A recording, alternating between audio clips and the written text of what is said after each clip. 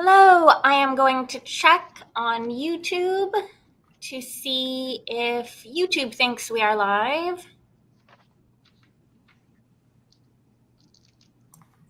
I'm not sure it does yet. Yes, it does. There we go. Wee. Hooray. Welcome to our July Stitch and Bitch. I am Kelsey. This month we are on my channel, The Fancy Hat Lady Reads.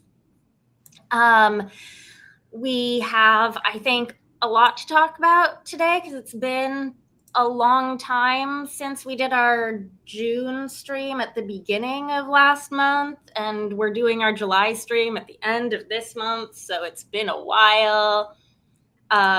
If we want to go around and introduce ourselves and say what, if anything, you are crafting. Starting just with me, if you found me, my channel is here. It's The Fancy Hat Lady Reads. I mostly read fantasy and science fiction. I do have my ongoing sewing craft to work on. It is this skirt that I've been sewing some new trim on. I've made no progress on it, not during the streams. Like, this is purely my live stream craft. But I'm not going to pull it out and start working on it for a little while. I think I'll start working on that partway through the stream. I'm still drinking tea. And going around, this is clockwise. Rhea, if you want to go next. Hi, so I'm Rhea. My channel is The Bookfinch, where I mostly do my portion of the Stitch and Bitch hosting, and I read a lot of manga and fantasy books. Currently, a lot of web comics as well, and it's super freaking hot here. So I'm not crafting anything. I am just like going to yap today and trying to survive. But since I did go to a convention yesterday and I went to the Artist Alley and spent all my money, I do have a little bit of a show and tell for everyone because these are so cool. I got this really cool print of Marcel and Falin from Dungeon Meshi. Yeah. Because let's go lesbians. Like unlike everyone else, I do ship or let's say people tend to ship Falin with like Shin, and I'm like no.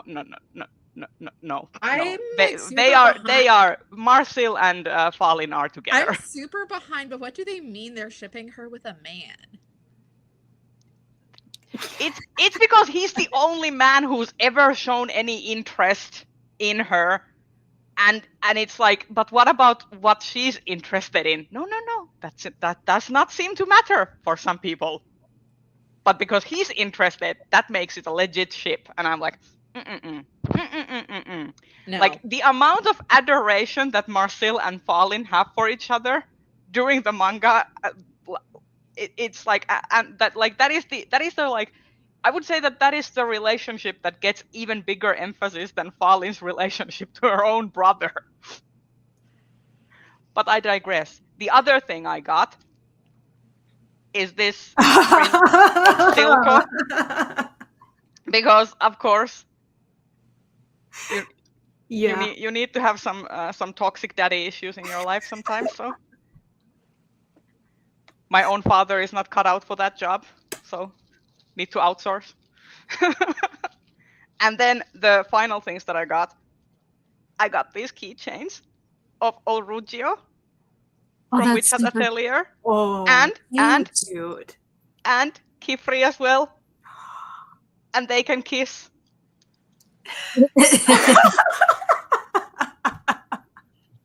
They're so cute. But yeah, that's my show and tell. I appreciate it. It's been like a very con light summer. I know. Like this was like the first one I've been to the entire year. Yeah, like ever since last year, like since last year's Worldcon, this one was the first like proper event that I went to. Rachel, do you want to go next? Sure. My name is Rachel. My channel is Colonati, although I mostly just talk about books and stuff here in the monthly live shows. I read fantasy and science fiction and nonfiction and manga, and sometimes I go on a real long queer romance binge. Today, even though I was just complaining before we started the live show about how hot it is here, like 90 degrees plus, then plus humidity and heat index and all that, I have a lap full of very heavy wool because I am going to finish this weekend this cardigan that I've been working on since the spring. So, yeah. But it's looking so good. Looks like it's almost finished though, right? I am about to finish the second sleeve, and then I need to do the ribbing, the button band or whatever. So, What pattern is that, Rachel? this, oh my god, this is one of Anna Johanna's designs from her latest book. So, Yeah. like I want to make every color work design from that one, including the raccoon one. I was gonna say, you mean the raccoon one, Raccoons. right? Yeah. We all mean the raccoon one. Yeah. I mean, everyone, I kind of want to do a raccoon plushie at some point, like crochet project. Oh, I just need to find a proper like pattern, because sometimes they can look a little goofy, but I want like an actual raccoon, like a proper raccoon, not like a anthropomorphized raccoon, like a proper raccoon. Yeah. Somebody out there has done like a hyper realistic raccoon. Yes. I don't know, but I did see somebody do a crochet bag that was a raccoon peeking out of a trash can, That's so cute. That's and it so was cute. very cute. That's so cute though. Yeah. You can't go wrong with raccoons. So that's what I'm working on. And if I zone out, it's because I gotta pick up stitches for this button band, and that's gotta be a lot of counting. A lot of counting. Di, do you want to introduce yourself? Say if you're crafting anything?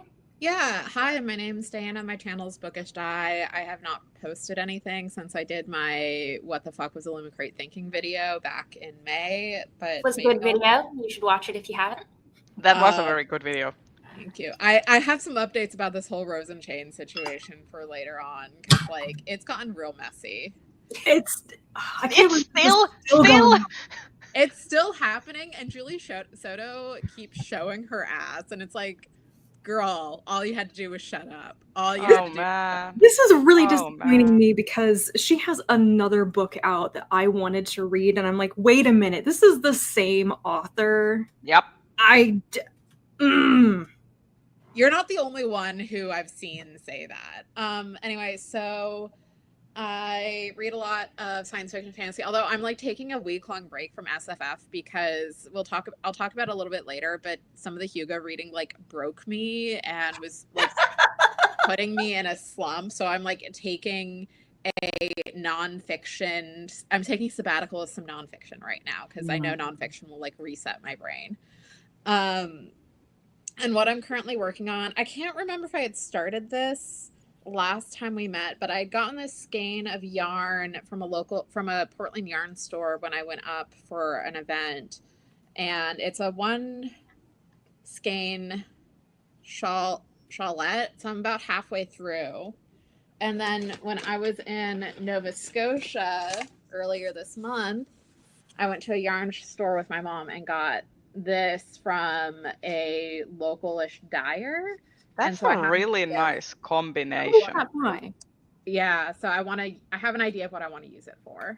What is the dyer of that dye? Yeah. It is lichen and lace. I was gonna dyer. say. I thought I recognized the label. I want to get some of that so bad. It's really nice. But I love that nice. color combination with the blue and the warm like cream Mhm. tone. Like really yeah, cool. It's like a They have peachy color. Beautiful colors. Yeah. So But they're Canadian, and I've heard there have been issues in people getting it into the US, and the local yarn store to me that used to carry them doesn't carry them anymore. So Oh. I am sad. I mean, couple you of could the go yarn. to Scotia and go to Sisterhood Fibers in Tattamagush, right by the ocean. If you want to go to Nova Scotia with me, tell me when. I'll be there. Okay, so I might be going back next June, like early June. So I'll mostly be staying with family though. They also carry it at most of the places here. Like a couple of the local yarn shops in like the Twin Cities do, which the Twin Cities wants so bad to be Canada. I want us so bad to be Canada. Also, I speaking think- of I the think yarn the store, I had world- to buy a new set of needles because I had brought my needles with me to Nova Scotia, and my dogs, or one of my mom's dogs, stepped on my knitting bag and snapped the needle. Bummer. Tragedy. So I had to buy a new set of needles to put on my cable. But like Brie, the whole world wants you to be Canada, to be fair. I know. It would be preferable. It would. While we're at it, Bree, will you introduce yourself? Yeah, I'm Bree. My channel is Bree Reads Books. I incredibly infrequently update there. I've been spending most of my time the last couple weeks hounding the business meeting for the WSFS business meeting. Like a weirdo who's overly into Robert's Rules of Order, which I am. I think you're, like, a spent good most couple of of the business decades meeting younger in than bed most with of the it people playing who've on my made- laptop. Sorry, we're all talking at once. Go ahead, you go first, Kelsey. I spent most of the business meeting like in bed with the business meeting playing beside me, like, and then like occasionally rolling over for a vote. Yeah, Yes. I will say, Bree, you're a good couple of decades younger than most of the people who've made the business meeting their fandom.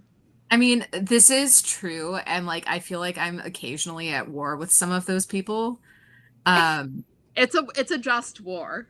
It is a just war, and I am committed to my cause. This is the WorldCon hill I will die on.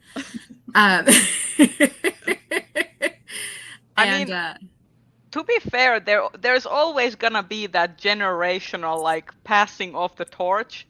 So I guess the previous generation is gonna have to have the torch wrestled from their hands by the new generation, and that's gonna be our like passing of the torch moment. Look, I'll say the quiet part out loud. The fewer people who still worship at Highland's feet on the business meeting committees, the better. That hurts. Breaking fingers counts towards passing the torch. Yes. But I'm working on the halibut hat. Desperately trying to finish it in time for the Minnesota State Fair. So that's what I've got going on. Wait. What was I supposed to already know what the halibut hat was? Oh, maybe not. It's a hat that will have fish. halibut on it. Like I halibut, want to know the fish? everything about this, and it's charming. I know this is Caitlin Hunter. Is this are you adapting the sweater, or did she come out with the hat version? No, there's a hat option for the same okay. pattern. So she What has a type, series. is this going to be a beret? No, it's going to be Is more it- like a beanie style. Like a beanie, okay. Yeah. But she has she has two patterns now. One is halibut and one is salmon, and you can do them as sweaters or you can do them as hats. And so I'm making I the love hat, that. I love that. because I wasn't sure I wanted to commit to a full sweater, and I'm trying to use up like my little bits and bobs. So that's what I've got going on. Cool. But yeah, if you want to know any business meeting drama, by the way, I have the dish. Oh, let's save it for all the for the whole drama set that we is probably this have gonna be a live coming up stream where later. We need to save a section for Yeah. Okay. Shall we start with what we're reading? Yeah, let's do that. I have so much that I kind of want to go last so I can judge how much time we have and how much I need to just rush through. So I think we should maybe go in reverse order if Bree, you wanted to start us off. Sure. So the first thing I'm reading, I have 2 audiobooks and a physical book. And my audiobooks right now are Buffalo Hunter, which is Stephen Graham Jones, who I've really loved his stuff. He's a native or indigenous author here in the States and writes a lot about just a variety of different parts of like res life and like different mythologies and, you know, very SFF spin on him, and is consistently fabulous. I'm listening to Warbringer by Sanderson, which was not my pick. I'll say it. I'm not a huge Sanderson fan. It was a book club pick, but I am trucking through. What I can say at most is that is a man who he does not know how to use a word other than like breasts or bust to describe a woman, right? Like it's incredibly awkward. Like Why it's is weirdly he both like even chaste. mentioning that? I don't know. He's like describing like, oh, because there's gods. There's gods in the story, right? And one of the gods is like supposed to be a sexy god, right? Her like she's a lust god or goddess. And I he don't like want to have Sanderson of all people writing about lust. it is incredibly like weirdly like somebody who very clearly did not know how to talk about sex in a way that like it's stunted at high school, but before the part of high school where you No. start saying weird, gross, explicit stuff. So right? you're saying that he's a Mormon? Oh, it's so Mormon. It's Ah. so Mormon. No, He has a whole part about it. He has a whole part where one of the characters looks at the lust goddess and has like a paragraph of describing her eyes, and he's like, everybody gets so wrapped up in her body that they don't notice how beautiful her eyes are. And I was like, this is so chaste. Like it's such a chaste way. And like that's nice for like some people, and I'm just like, my friend. To be fair, we got Sunshine's attention with all the laughing. She heard me laugh, and she comes over meowing like meow.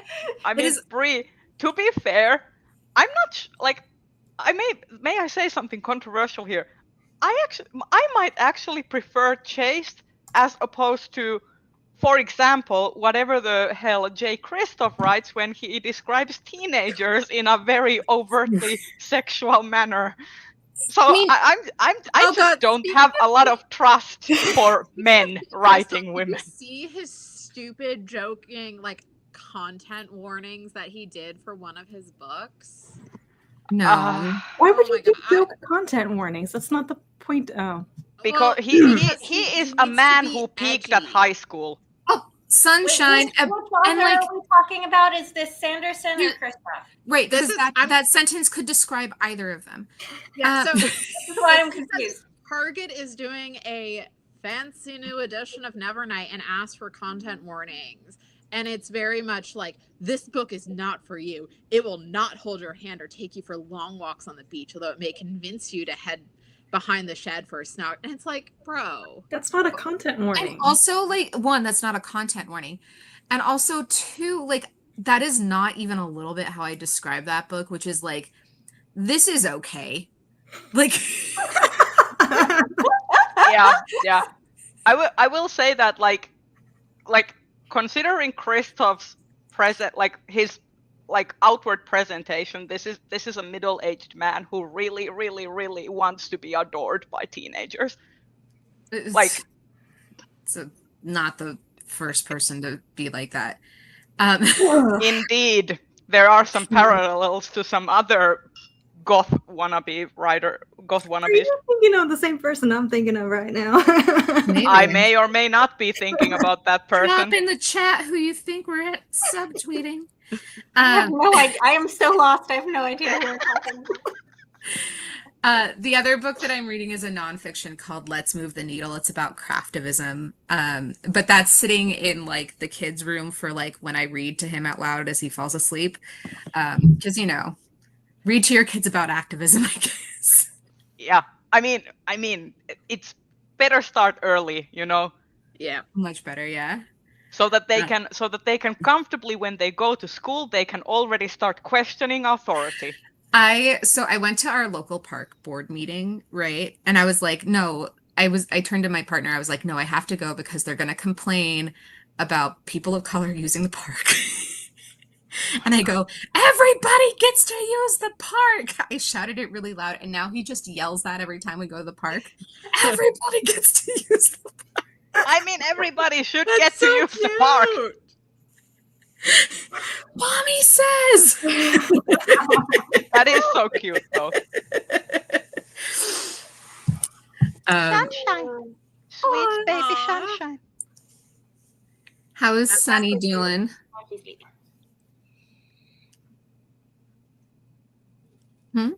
Oh. What did I miss? Bree was Oh, I asking said- how Sunshine was doing. Oh yeah, she's good. I have a funny story because I'm bringing her to Seattle with me. I'm going to be there August 5th through 26th, so I'm bringing the cat. And I have started to have like weird stress-related dreams about traveling with pets. And like I had one dream that was just a normal dream in which I was traveling with my cat Sunshine on a plane, and that was normal. I had another one where I was for some reason flying like halfway across the world to China or somewhere with a cat carrier full of goose eggs that started hatching on the flight. By the time I got to China or wherever, I had like a whole flock of geese I had to wrangle off the plane. What? What? I know. I love your dreams. That's Like both horrifying and I'm fabulous. thinking about getting Sunshine ready for this flight, and I'm like, well, at least she is not a dozen geese. It will be easier than that. no All of kidding. And I bet all of those geese did not have passports if they hatched on the I flight. know. No, if they hatched on the flight, then they're stateless. These are stateless birds. Yeah, exactly. They are birds without a country.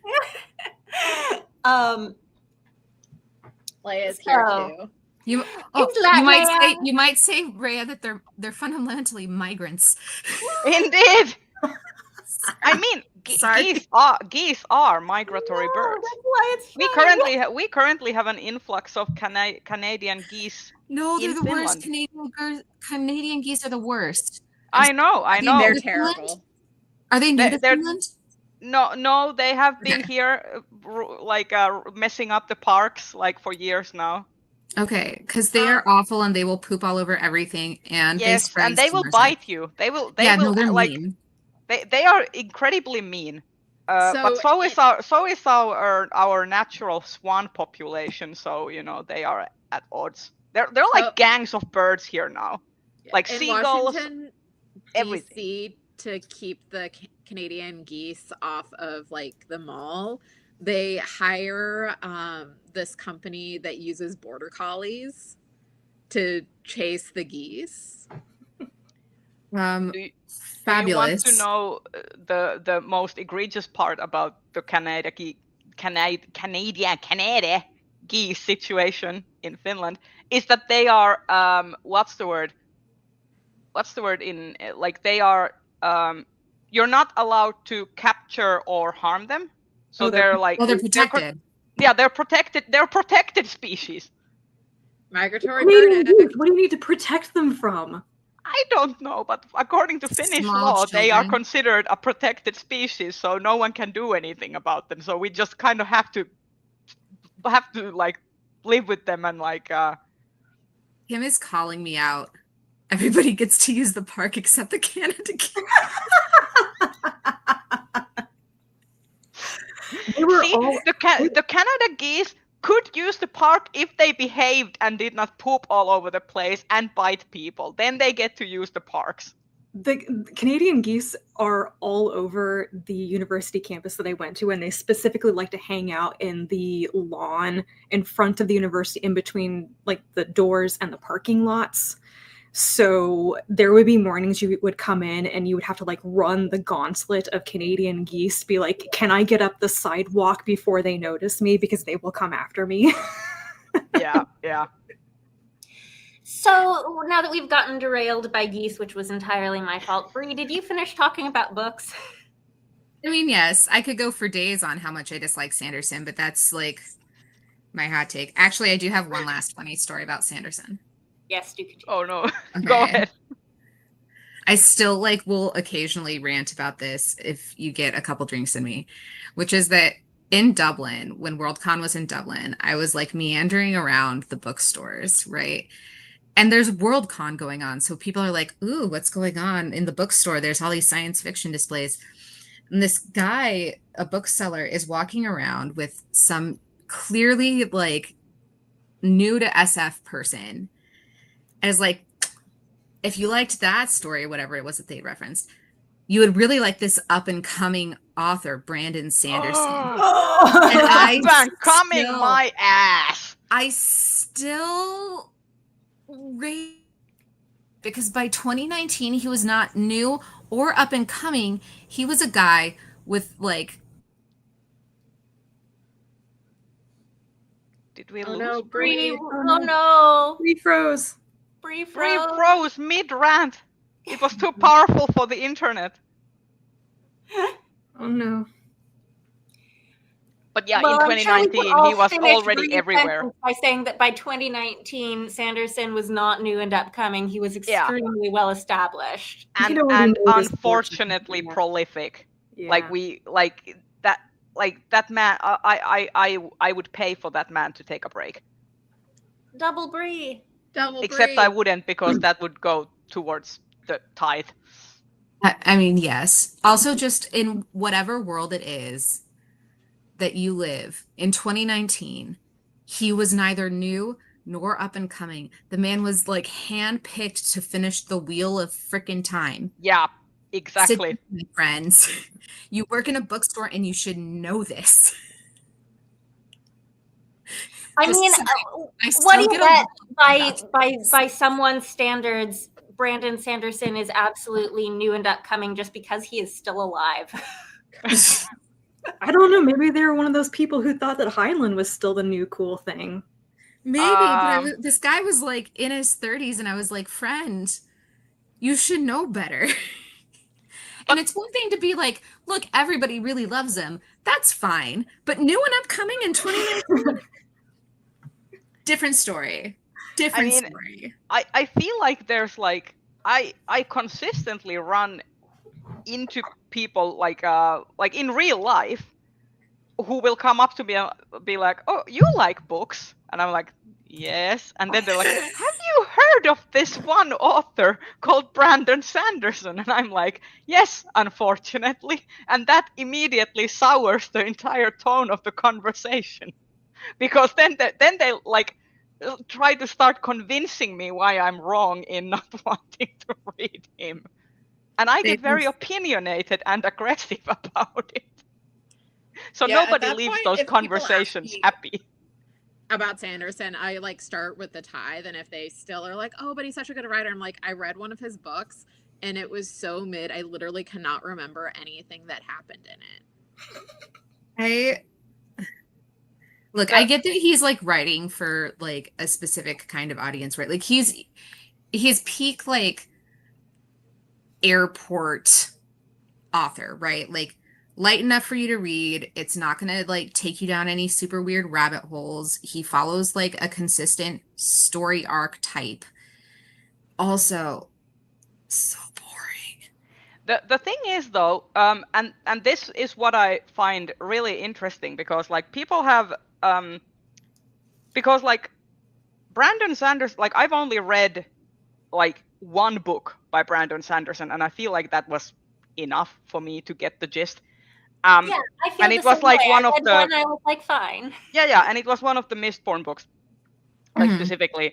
And if you have ever gone into like religious rabbit hole, like just as a person who likes theology and stuff, like I've like have read some about like Mormonism and stuff. The Mistborn fantasy, like the magic system and everything, like it is so clearly influenced by the Mormon religion.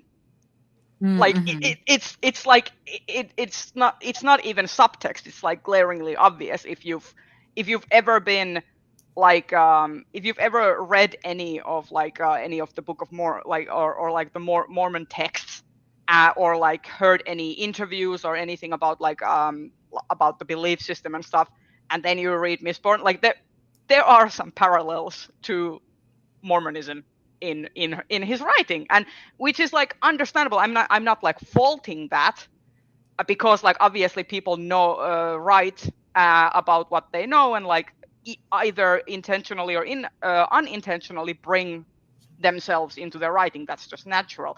But I also hear people consistently say that, well, Brandon Sanderson is a very religious writer, but that never shows up in his writing, and that is complete and utter bullshit. I hate to force us to move on, but I fear for time if we want to have a whole tea section in this episode. So I'm going to say Dai should talk about what she's been reading. Sure. So I can't remember if I finished Alien Clay last time we talked. I don't think so. You did. You had not. I don't think. Okay. I don't think you had even started it. Yeah. So I read a lot. I read all the best novel Hugo nominees minus Service Model, which was my Tchaikovsky DNF. I liked Sorceress Comes to Call, but I feel I'm at the point with T. Kingfisher and the Hugos where she's like getting to the scholarly levels of if she puts something out, she's going to be nominated, even if it's not like the best thing of hers, or if it's like not really pushing the boundary. So like I liked A Sorceress Comes to Call. I think it did a much better job than Someone You Can Build a Nest In of A Monstrous Mother. Like I was legitimately afraid of the mom in Sorceress in a way that I was not in Someone You Can Build a Nest In. Because I think T. Kingfisher was taking her, the threat of violence and control from her much more seriously than Wiswell did. I read Alien Clay, liked it more than Service Model. It was very dense, but I liked kind of the commentary around academia and kind of how, talking about oppressive governments and how that kind of stifles people. It will stifle things, but there's still like elements of resistance, and kind of nature abhors a binary, which I appreciated. I read Barron's Money, Power, and the Corruption of the American Food Industry, which is very interesting. So I was talking about kind of monopolies within different segments of the food industry. So it was talking about like the Dole Fruit Company. It was talking about Fairlife Dairy and the dairy industry and pig farming. So it's very interesting. Like if you ever want to learn more about the American food system, I would definitely recommend it. It is very much designed to be fuck capitalism and fuck the system that led us to this point. But I think it's a good overview. Let's see. Read The Tainted Cup. There was some very weird pro-Empire stuff. I think it was a solid mystery, but I've heard that pro-Empire stuff gets more so in book 2. A book that I read and really... I will be talking about book 2, and I don't think I quite agree with the pro-Empire. I'll be interested to hear that. Yeah. A book I read and really enjoyed and would really recommend is Little Bosses Everywhere, How the Pyramid Scheme Shaped America by Bridget Reed. So I found this because the author had done an interview with a podcast I listened to every now and then called In Bed with the Right, which is kind of looking at conservative culture and talking points. And so this author is looking at the history of MLMs and kind of how entrenched MLMs and those systems are with American conservatism, and specifically how it influenced a lot of policy. And I really appreciate it because I feel like a lot of books and podcasts and shows about MLMs are really focused on the sellers, and they can be a little mean-spirited, ha ha ha, look at these silly women, look how they got conned. And this is very much looking at how did these companies develop, talking about how they're very explicitly a reaction to the New Deal and kind of attempts to build more of a social safety net for America, and then also talking about how they're explicitly designed to entrap people and how entrenched they are in the modern Republican Party. And so the author does follow a former Mary Kay seller, but I thought it was done very sympathetically.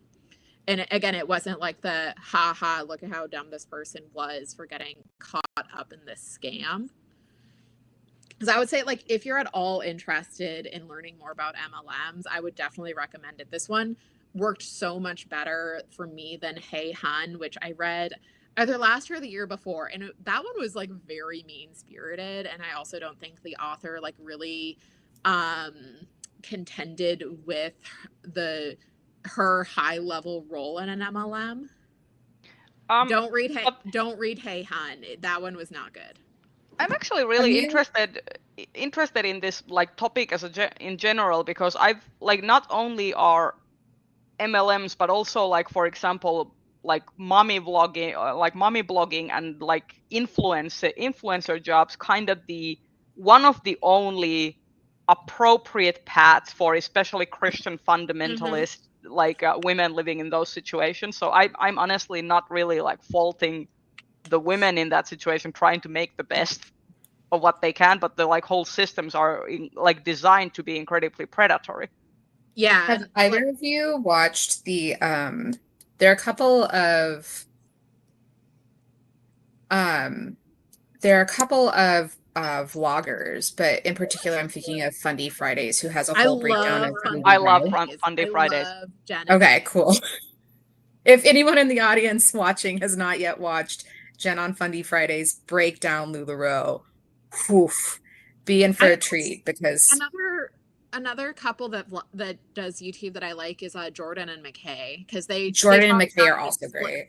They talk about things explicitly from an ex-Mormon perspective, which is really interesting. The relationship between like the evangelical right and Mormonism and MLMs is very interesting. Also really into any of the conversation that then loops in prosperity gospel, because it's like all tangled up in a web there. Yeah, so read that, did more Hugo related reading, read pretty much all the Astounding Award. I had already read a Hannah Kaner book earlier this year, so that wasn't on the list, but I read These Burning Stars, The Shape of Dragon's Breath, and The West Passage, along with the packets from Tia Tashiro and Angela Liu. Of the novels, I liked To Shape of Dragon's Breath the most, but I also did enjoy These Burning Stars. There's a character in These Burning Stars, Asik, who is so awful, like just one of the worst human beings, but like compelling in their awfulness. And nothing the narrative does tries to redeem her, which I appreciate, because like sometimes you just need that compelling, awful person. I'm like yay far through this one, so yeah. The West Passage was one I kind of struggled reading, just because like I agree with Kelsey where it's like trying to be very weird, but it could have been more weird. It very much felt like someone was taking, like the author was taking a medieval manuscript and trying to really embody that in a book in a way I think was better than Mary Kay Robinette's Marginalia. Oh yes, Marginalia was one of the stories I read on like the last day of Hugo voting, and it was like, I feel like I already read a weirder version of this concept for Hugo reading this year. Yep. Then I was like, I absolutely need to remember why I like science fiction and fantasy. So I did an emergency reread of The Goblin Emperor. Yay! Yay! Excellent. Which is great. I should do an emergency reread of The Goblin Emperor. I have been planning on rereading The Goblin Emperor for years now, and I still haven't done it. And that's my eternal shame. Just start reading. After 5 pages, you will not stop. That's how it was. Exactly. I might bring it as like my airplane read for the trip to Seattle when I'm stressed and sunshine is under my seat on medications. It's like I feel like I might want to reread something instead of reading something new. It is still one of my prized possessions that I have like the hardcover edition in the original Barbusso Twins cover. I refuse to get rid of my mass market because I like this cover so much. Yes. Yes. It's the best. Let's see. I read Shane Lunday, which I enjoyed, but not as much as a lot. So I thought like the last bit kind of let the book. There was some like how the last bit was handled, I think kind of lowered my rating. And then the book I just finished as part of my nonfiction reset was A Flower Traveled in My Blood, The Incredible True Story of the Grandmothers who fought to find a stolen generation of children. That is a very long title, by Haley Cohen Gilla Lind, which is all about the abuelas de la Plaza de Mayo, so the grandmothers of the Plaza de Mayo, who during the last dictatorship in Argentina were part of civil resistance because the junta would abduct people and disappear people, and if they abducted a pregnant woman, they would wait till she gave birth, kidnap the baby, and then kill the mom. And so these grandmas organized to try and find their grandchildren, and they haven't found all of them. And the book does get kind of into the messy, complicated process of finding these children and how now, you know, they're adults, but also like the fact that these children are dealing with everything they knew being a lie and how they deal with that and how they process it. So it was very good. It's a very long book, and I also don't know if audiobook was the best way to read it because there are so many names. So being able to see a cast of characters, I don't know if the physical book has like a cast of characters, but I think it would be useful. And then I think part of, for me, what also lowered the rating was because a lot of people don't have the background of like knowing about the Argentine dictatorship and what happened. The author like really has to explain it. And so for someone like me who like has studied it and like has been to Argentina to study it, it was a little like, okay, I already know this. Yeah. So would you say that that's more of a book for someone who like wants to get into the topic? Oh yeah, I think it's a very good book for folks who don't know a lot about it, because what was the title again? It's A Flower Traveled Through My Blood. The title comes from a poem or A Flower Traveled in My Blood. The title comes from a poem from an Argentine poet who was exiled during the dictatorship. Gotcha. I found it.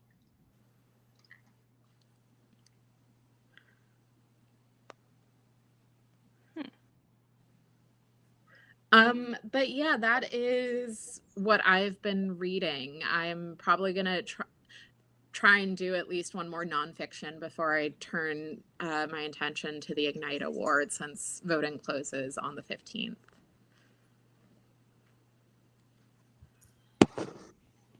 Rachel, do you want Hold to on. talk about? Hold on. What? Luke, come on. Is there a void?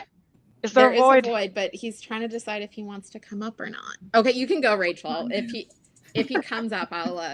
I was checking to see if there was a cat here who would have wanted to come up, but I think he's still a puddle in the bedroom. And he knows as well. Yeah, he knows. I'm talking by myself, so he knows that he's not gonna come here. You need to ambush him at the beginning when he's still kind of like acclimating to the fact that we are in a live show situation. Yeah. Okay, so I have been bribing myself to read in the last like 6 to 7 weeks. So I have read a crap ton, and I'm not going to go through all of it, but I think I've read like 30 plus books since the last live show. So there's a lot. Whoa, that's a lot. Yeah. And can't relate. I haven't read this much in probably years. So anyway, I'm saving up to buy a new tablet because I need to replace my old Kindle reader. So every time I finish a book, I give myself money for the tablet. It's been extremely motivational. So I'm not going to talk about everything. I'll just talk about highlights, and if I go on too long, cut me off, because I know we have other stuff to talk about. So I'm just going to go down my Goodreads list and give you guys the highlights in reverse chronological order. So the last thing that I finished reading was Detective Auntie. I love that one. Thank you to Di for recommending this as kind of like a replacement for the Tita Rosie's Kitchen mysteries. I do have the final book in that series pre-ordered, by the way. I'm looking forward to it, but I have to say, I think I liked Detective Auntie better than the Tita Rosie series. I agree. I think it's a much better put together book. And I think the characterization and just the writing is a little bit more solid, a little bit more believable. I think it helps that the author of Detective Auntie had, like, this wasn't her debut. Mm-hmm. And so she had time to, like, develop her characterization. Like, she was mostly doing romances before, and I think, like, writing romances, it's a good way to, like, really get into the characterization minds. Right. Yeah. So I freaking love this. I gave this 5 stars. I did not want it to end, and I need the second book. I don't even know if the second book has been announced yet. But I don't know. Also, brief sports update. England just beat Spain on penalties. Is that good? I was not rooting for anyone. I'm a neutral. Okay. I don't care. I don't care who wins. But yeah, England just Due to geopolitics, I'm currently not rooting for England in anything. Okay. Does that mean that they're not playing in overtime anymore? They're all done. They're all done. Okay. And I can now turn off Fox Sports. So anyway, I read Detective Auntie. I super loved this, and if future books do not deliver on Kausar and Nasir getting together, I will cry. That is the best, most mature relationship tease I think I have ever read. It was so good. It was so good. They're both so adult about it, but also like really into each other. And I don't know. I really liked how this book deals with a lot of people from a very traditional religious community with like arranged marriages and stuff, dealing with the loss of grief of like children, but also spouses, and then also divorce within that community. They're like marital problems are an ongoing thing in this murder mystery as well. But there was a lot of like emotional content going on with the Detective Auntie of the title lost her teenage son like 20 years prior to the story, and that is kind of the emotional undercurrent for her. And her husband has died, and she might have a new flame who is just the best. So thoroughly enjoyed this, and would very much recommend it for people who like the cozy murder mysteries that are not propaganda. Yes, that was which I also really liked about the Tita Rosie's mystery series, because that series pretty quickly went, okay, we are not going to make this all about cops are great. So yeah. Moving on though, I finally got back to the Penric and Desdemona series, and I read Penric and the Bandit, which came out last year, and I have had, I think this hardcover edition from Subterranean isn't supposed to be published until the end of August. I've had it since June. I don't know what's up with that. I don't know. Anyway, I finally read this. It was very enjoyable. Not the like most standout of the Penric and Desdemona books, but another good one where Penric gets to be good and does his best to save a soul, and he just really wants to get back home to his family with his slightly contraband books. So, you know. And thanks to Joe, who mentioned that there was already another installment in the series out. It came out like 2 weeks ago, and I completely missed that when I was updating everything on Goodreads. I don't know. For some reason, I don't get Boojul's updates on Goodreads, like the posts anymore. So yeah, I have another one to get to pretty quickly. So enjoyed that. I think we talked about this a while ago when Kelsey read it. I read Yield Under Great Persuasion by Alexander. I actually haven't read it. I thought you read that. I still haven't gotten my hands on a copy, so no. Oh wait, did you read the Tadek one instead? I did, yes. Okay, maybe I got. I'm trying. Alexandra Rowland is so prolific. I try to get through their releases like in the order that they publish them, in hopes that someday I'll be all the way caught up. Yield Under Great Persuasion is the newest one, and therefore I don't have it yet. I will never be caught up. I binge read it. It's a slightly spicy enemies to lovers romance. I say did I say slightly spicy? Nah, it's lusty. So how big enemies are we talking here? Is it like is it like in the acceptable bounds of enemy-ishness?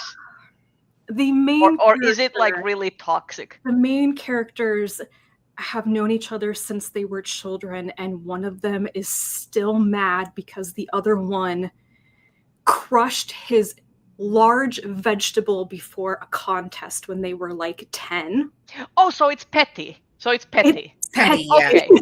Okay, good. I can like, I love petty, like when the enemies to lovers is like petty. It's petty. And what makes it work rather than making the main character just like one of them is a complete golden retriever sweet type, and the other one is like bitter, will bite your head off, but also wants to sleep with you and then doesn't want to talk to you again about it, like that sort of thing. So I love that. Okay, good. It ends up working really well because the plot of the story obviously is how are these two going to eventually end up in a non-toxic relationship where they actually talk rather than just sleeping with each other randomly. So the main character goes on this journey of basically realizing that he's kind of an awful person. He's let himself become kind of toxic, and he doesn't want to be that way anymore. And the love of his life gives him 3 quests to make him a better person. And there's a goddess involved who's like, you two are my favorites, but you're gonna have to do something about this personality problem. So essentially going to a very complicated process of therapy. Yes. And it's very satisfying because of that. That's how you know it's fantasy, because a man goes to therapy. Yeah, I read therapy with a goddess, nonetheless. So yeah, I read this book in pretty much one sitting. I started reading it after dinner, and then I couldn't go to bed until I finished it. So it was compelling. Lovely. And the characters were not as infuriating in their immaturity and sex obsession as that other book that I read by Rowland, Running Against the Wind, where everybody was like, we really want to bone, but we're never actually going to bone. They don't have that problem in Yield Under Great Persuasion. Sometimes it's more like, just do it. Like, just do it. Put everyone out of like here's the thing, like for me at least, I love a good yearning, like when there's like proper yearning and like a slow burn build up, like I love that. That's the shit. However, when it's like makes no sense and there's like ample opportunity for the people to like get it on if they just like chose to act on it, and they still like, no, we can't, I mustn't. I'm like, no. Yeah. Rhea, I think you would like that one. I think you would like that one. If you can get your hands on it. If anybody I'll see what I can do. Hoopla through their library, that's the only way I could get access to it. So, yeah. I'll see if there's ebooks or something, because the Finnish library system recently like cut all access to like Libby and all of these like services where you could basically like connect your e-reader to like the library system, because instead they want to do their own app, and their own app is an absolute cluster situation. It's bad. It's so bad. I refuse to download it. No. I don't want to read books on my phone through like insecure, badly programmed app that they paid a bunch of interns to code in like as a summer project. Like, no. Yeah, that would be the worst. Are you saying why they were doing that? Is it just because they're like, oh no, fees? Because they're still gonna I- have to pay licensing fees. I think it's mostly like I think it's mostly like due to like Finnish legality situation that like they like Maya actually would know more about the situation of why they did it, but I have a feeling that it's more about like protecting citizens' private information, as if you're like the only thing you're doing is like you're submitting your library card to Libby, and like it's like So that. what was Libby's content delivery system? Because in the US, Libby, like almost everything is through Amazon. I'm not actually sure. Or but like or was it like but essentially like you could just like or I'm not sure if it was Libby or Overdrive, but like in any case there was this like you would just put your library card details on the thing, and then you would like log in basically to your library's e-reader like ebook library, and then just like borrow the books and they would show up on the e-reader of your choice. So for me it would be Kobo. Yeah, Libby and Overdrive are basically the same thing. Yeah. So Yeah. yeah. But basically they got rid of the whole now there's like a separate like your own app, which is worse. Like the experience is worse because it doesn't work with e-readers. Mm-hmm. Yeah, that's So- what my frustration has been in recent years with my library. They didn't get rid of their like catalog of Overdrive books entirely, but they just started buying a bunch of new ones just for their app. And so it's really hit or miss whether I can get ebooks that are compatible with an actual e-reader, because I too do not want to read on my tiny phone. Yeah. I was using the like the the reader library a lot because it was working with the Kobo, and then they got rid of it, and I was like, I have not touched any of their ebooks since. Mhm. It's now it's just like I'm just getting the physicals because like it's just a hassle. At the same time that the government is like, you should be less on your phone. Here's a bunch of programs that we're doing so that school children would be less on their phones, and please be mindful of handing children your phones. We're gonna get rid of the thing that would allow you to read ebooks not on your phone or a tablet. What? I don't know.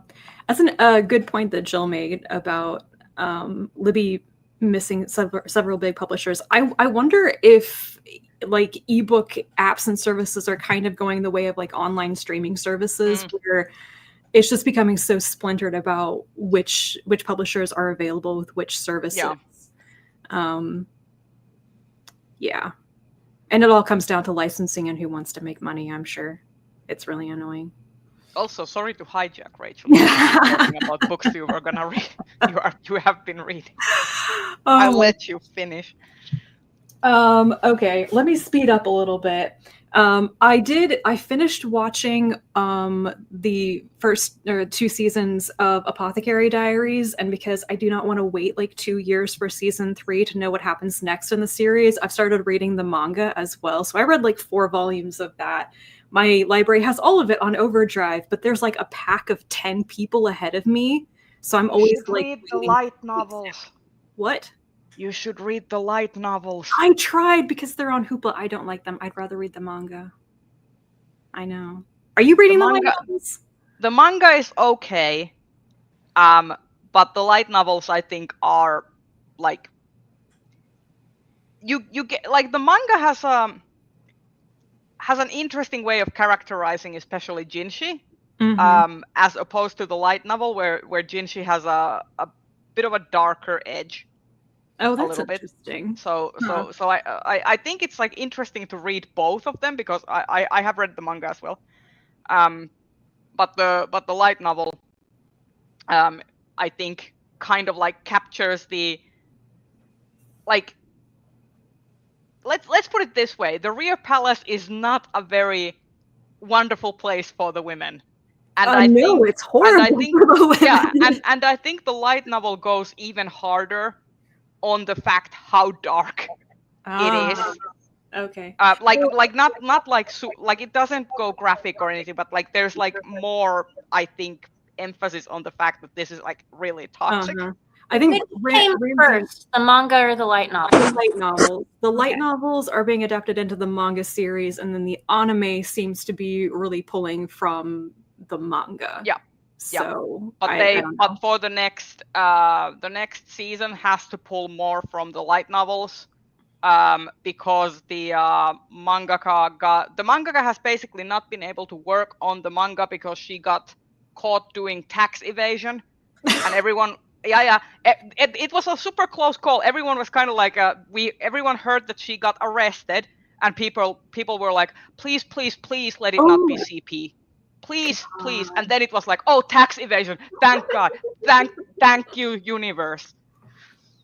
Oh my gosh. Yeah. Yeah. So Ramsey that was a whole thing. Ramsey says the light novel has bad prose or like boring prose. That's kind of why I bounced off of it. I was going to try, and I was like, I didn't feel like the writing was very inspiring. But if I can't get the manga, like a translation thing, or if it's sort of just how it's written.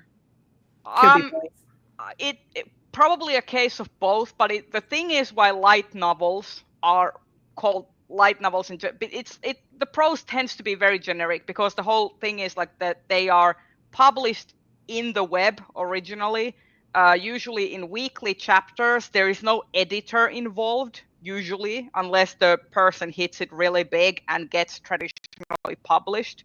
So it very much reads like someone's first draft, so usually they get by with being like an interesting story and an interesting premise. I do think that Apothecary Diaries is on the better end of light novels, because I have read some really bad bad light novels. I'm looking at you, Solo Leveling. Like that is a turd that nothing is ever gonna polish. No matter how many adaptations you put. But yeah, that is usually the case.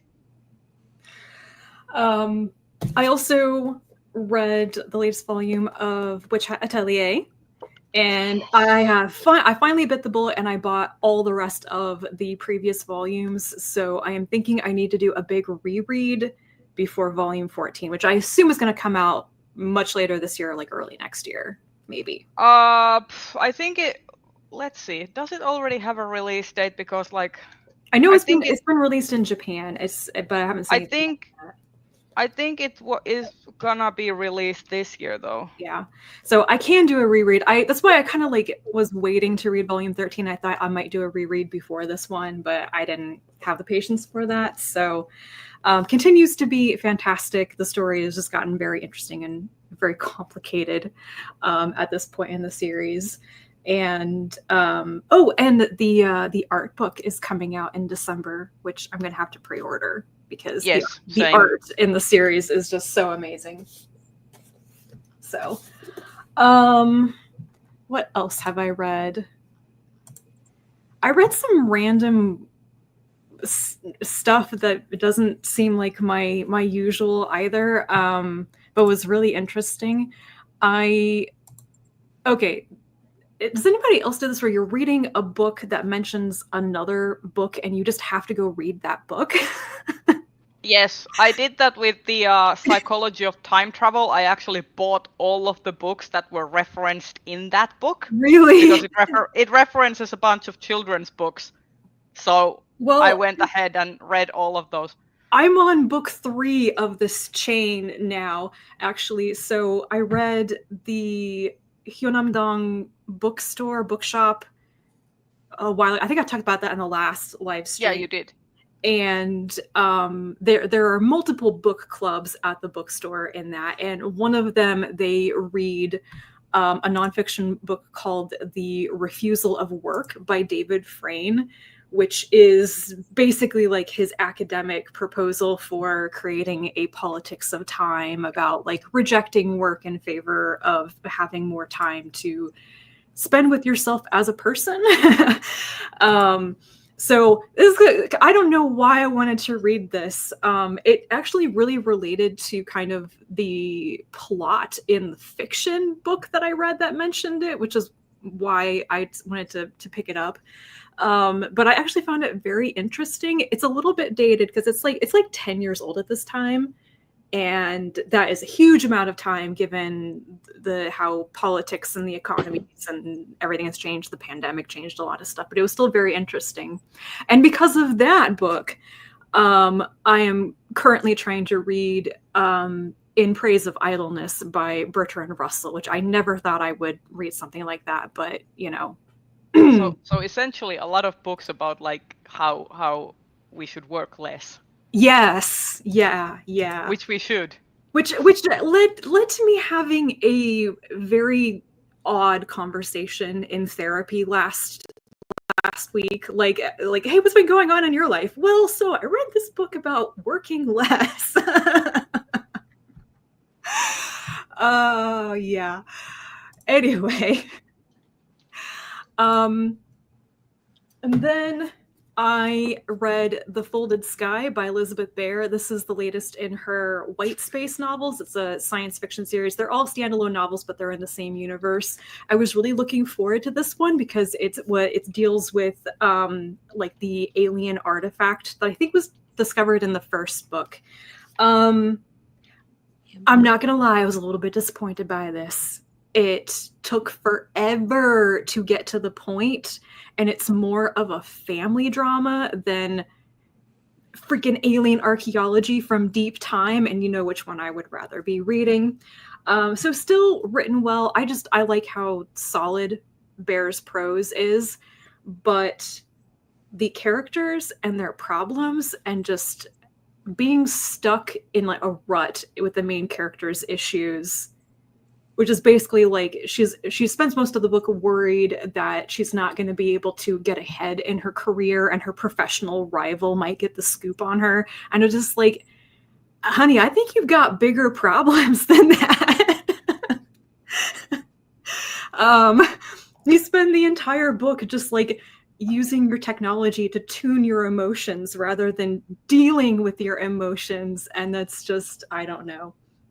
So this one just did not hit the same spot as the previous two novels, but I still found it really easy to just read. So I don't know. I could be also I just read it in not quite the right time. It would have been better if I was in a different frame of mind. But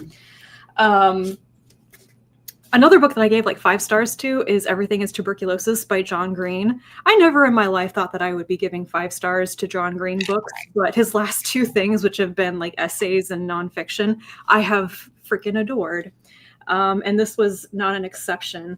Also, the area of the country that I live in is actually name checked in the history of tuberculosis, which was a little bit terrifying to me.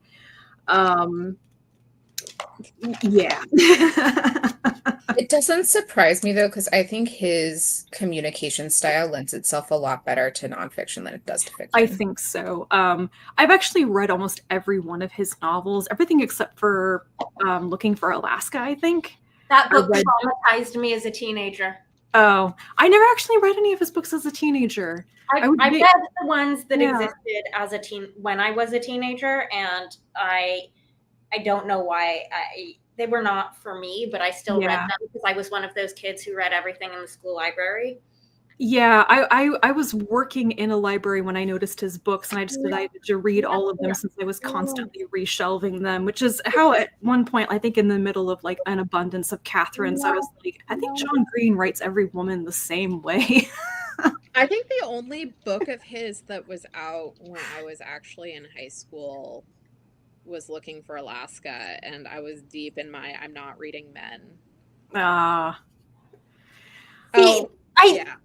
I think Looking for Alaska was out when I was in high school, and so was An Abundance of Catherines, and I don't remember if any others were. Okay, An Abundance of Catherines was also out, but again, the whole not reading men. Yeah. Anyway, I can definitely recommend John Green's nonfiction. His previous collection of essays was The Anthropocene Reviewed, which is great. And then this much shorter book is about tuberculosis, and which tuberculosis is kind of his pet project. Like, this is like the cause that he has really devoted himself to educating people about and trying to get the cost of the antibiotics treatments to be brought down, which he's been successful in. Um, No. and a lot of this is also, he kind of frames it with the story of a tuberculosis patient that he met in Sierra Leone that he is still friends with, which was, I think that this could have been like a middle-aged white guy writes about a disease that affects like third world countries or whatever, but the fact that he's actually been there, that he knows people there, that's been very personally involved in it, I think made this hit a lot harder. So thoroughly enjoyed, and I have learned a lot about tuberculosis. I thought that this was a disease of the past, and I have been thoroughly abused of that notion now. Did you see Mary Roach has a new book coming out? No. Ooh. Yeah, it's What about organ transplants. It's called Replaceable You. Oh, that sounds really interesting. Yeah, That it comes out next month. Oh man. Cool. Okay, that is Or going no, on maybe my September, list. sorry. Yeah. I'm really curious about how funny that one might be, because if anybody read Fuzz, which I think was her previous book, that one, I feel I've like, only read Stiff by her, but I yeah, really enjoyed it. I'm gonna be interested in how she covered, because like there was that whole story that came out, I think in the New York Times last week, about how with organ transplants, the way they're doing it, there's like people might not actually be dead. Sorry, I forgot we had a pinned comment. So I was there's telling that, I and wasn't there's looking at the also screen. like the funeral. There's like scams and other stuff with like it's this whole thing. It's this whole thing. I'm gonna be very interested to see how she covers it. yeah. Yeah, It might end up being terrifying to read, but you know. maybe the summary mentions like using stem cells and 3D printers and how people decide to like use like get prosthetic limbs, or like can a donated heart be moved from one body to another body like ad infinitum. I think it's going to be interesting. Apparently she talks Yeah. about like designer replacements and stuff, like hair plugs and things like that too. Hair plugs are so weird. Okay, Um, we got a void. Void. Rachel, do you have still more books to talk about? I will or- end it there. I could talk about A Drop of Corruption, but it's another one that I was like, I loved it. I gave it 5 stars, and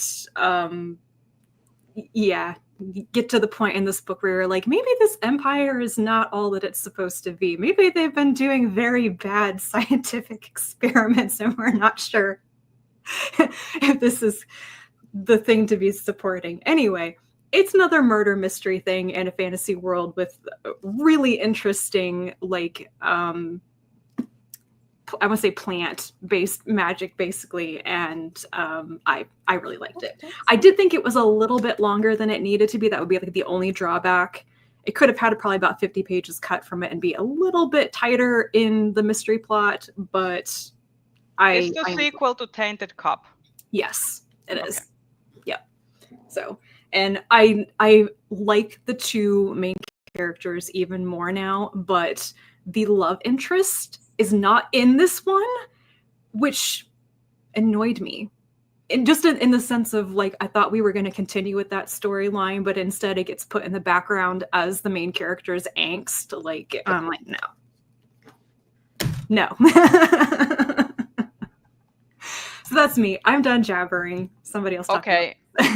I'm trying to be really quick because I know that Kelsey also hasn't yet talked about her books, and we're like over halfway. But I also don't mind going later if we want to like talk about drama related stuff. But I'm good with going later. The love interest is not dead. In fact, he very much survived the terrible events of the first book. And the only reason he's not in the second book is because I think he's like on the other side of the continent. Like he's doing his job somewhere else. So, but there's a little bit of pining going on. Okay. Speaking of pining, I read a bunch of BL getting the fun stuff out of the way first. So I read the next 2 volumes of Cherry Magic: 30 Years of Virginity Can Make You a Wizard by Yu Toyota. So only one of the characters is now a wizard, because the other one got into a happy relationship and is now married, and they do be screwing around now. So Oh he's my no longer a God. wizard. He did the deed and now he's not a wizard? Yeah, he lost his magical wizard abilities of being able to read someone's mind, because he's no longer a virgin. So what is the motive for people getting it on now? They could just be wizards and read people's minds. But the thing is, he did not know that he was gonna lose his powers. He only found out after the fact, after he had done it, and he was like, "Wait, what? I can't read your mind anymore." And so now the second romantic couple, who is the main protagonist's best friend, like he's still a wizard, and he's a gentleman. So at the start of like they are having the second couple is now having a bit of a spotlight, and they are having a little bit of conflict because their relationship is not progressing, because Tsuge is a gentleman and doesn't want to make any physical advances because he thinks it's unethical, because he can read Minato's mind, which it's true. It would be unethical to go there. But it's BL. We have ethical discussions of consent in BL. I'm so happy though. I'm so happy. So essentially, like their whole thing is that like in these volumes, the second couple's like relationship starts to progress. They start to communicate with each other, and they finally share a kiss. So it has been it's 13 volumes. The second couple is now had their first kiss. So, and there's still more volumes to come. I'm sorry, how many? 13. Oh, I thought you said 30. No, 13. But considering that most like BL manga are like in the like 4 volumes is usually the top. Then there's like some long running ones like Viewfinder and Crimson Spell, which are like relatively longer. But like it's not very common to have like this long running series, and this is like super wholesome. Like it's really like bringing light to LGBT issues and like discrimination and stuff in Japan, while also kind of covering it in a very hopeful way, where it's like it's not focusing on how bad it could be, but it's actually focusing on how positive it could be, that your workplace actually could be accepting, and you actually your whole family will not ostracize you and stuff like this. So it's actually like it's bringing light to like discrimination that can happen, while also showing a positive way these characters are kind of like dealing with these things. So it's like one of my favorite series that I'm reading right now. And then I started a new series, which is the After School Etude. So it is about these 2 ballerinos who it's kind of like it's not enemies to lovers, but essentially like it's kind of like Sunshine and Grumpy character dynamic. And the idea is that like they are in this like art school together, like they are in ballet school, and the other main character has had to shift from ballet to kind of like contemporary dancing because he's too short and he's not growing anymore. So they kind of like figured that he couldn't crack it as a professional in ballet because of his like short stature, because he won't necessarily be able to lift the ballerinas. So as a male ballet dancer, he is not gonna like cut it. But he's like a really skilled like dancer, and it's basically all about these characters. Like they get paired up as dance partners for practice, and during that time they kind of inspire each other to like do better and like become better dancers and fall in love at the same time. Oh, there was Hermes. Wow, No, come wonderful. back, Hermes. Hermes, come back. Anyway, the one thing I will say about this is that there is a teacher in this who has an inappropriate relationship, let's just call it that, with the other main character, and it is presented as a bad thing. Like, it is the teacher is presented as an antagonist and a villain, but I still think that the series does not really like go hard enough on addressing that this is like, not only is this inappropriate, it is actually like criminal. And I do wonder if part of that is due to like the age of consent laws in Japan, which are like notoriously a little lax, because the characters are like 16, 17 and stuff. But at the same time, it's like, this is wrong. Like and the author knows that it's wrong, so they could be going a little bit harder on it, and especially in the second volume, the teacher kind of gets almost presented as a little bit of a tragic character, and I'm like, no, you groomed a minor, you're not tragic, you're a piece of shit. So like let's not get it twisted here. Yeah, it's really interesting to see the way that conversation has shifted over the last like 15 years. Yeah. Like, especially here in, like a more Western standpoint. I mean, even in like from what I understand, like in Japan as well, like the age of consent law is still like I think it's still like it's some 13 or something, but like society. Yeah, but societally it is really frowned upon, and like societally the discussion is already turning, and like several prefectures, from what I'm understanding, are updating their age of consent laws already. But Yeah. like societally, it's like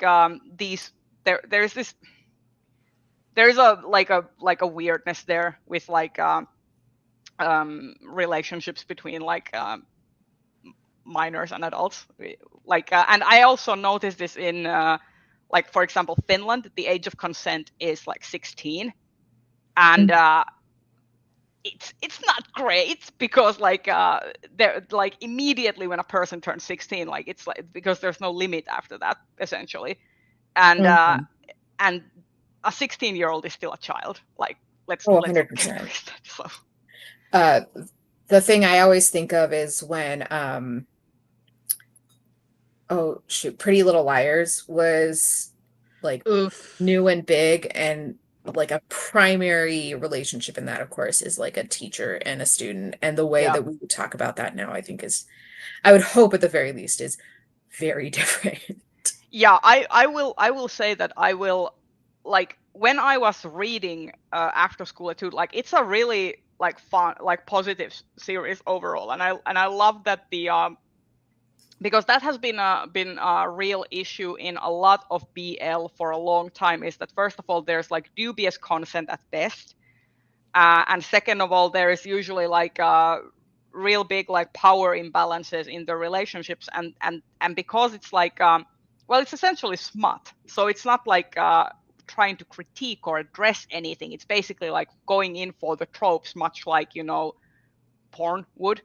But I'm really loving that in a lot of the series that I have been reading, they're actually starting to push boundaries. Like, it's BL, but it's actually addressing like these imbalances in relationship, talking about consent, talking about contraception and safe sex practices in BL. That was not a thing like 15 years ago, and now it's like actually like a thing that is brought up. So I'm actually really happy about that, because it's like you can have your spice and still have something of substance around it, and it can still be a riveting and good time without like essentially leaning into a lot of like thing that can be harmful, especially like considering that I started reading BL when I was like 13, 14, and these are like 18 plus series. I'm not saying that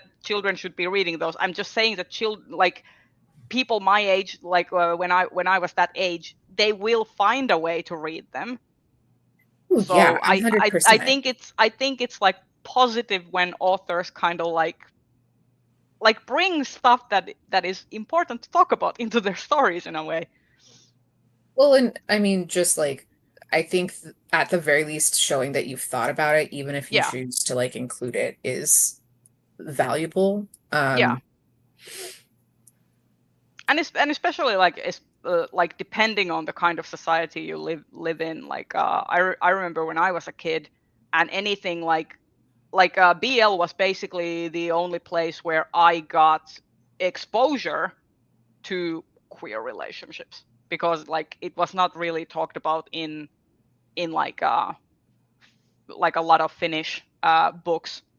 And the few Finnish books that I did find that did talk about it, I like really treasured. But like you kind of take the representation where you can get it.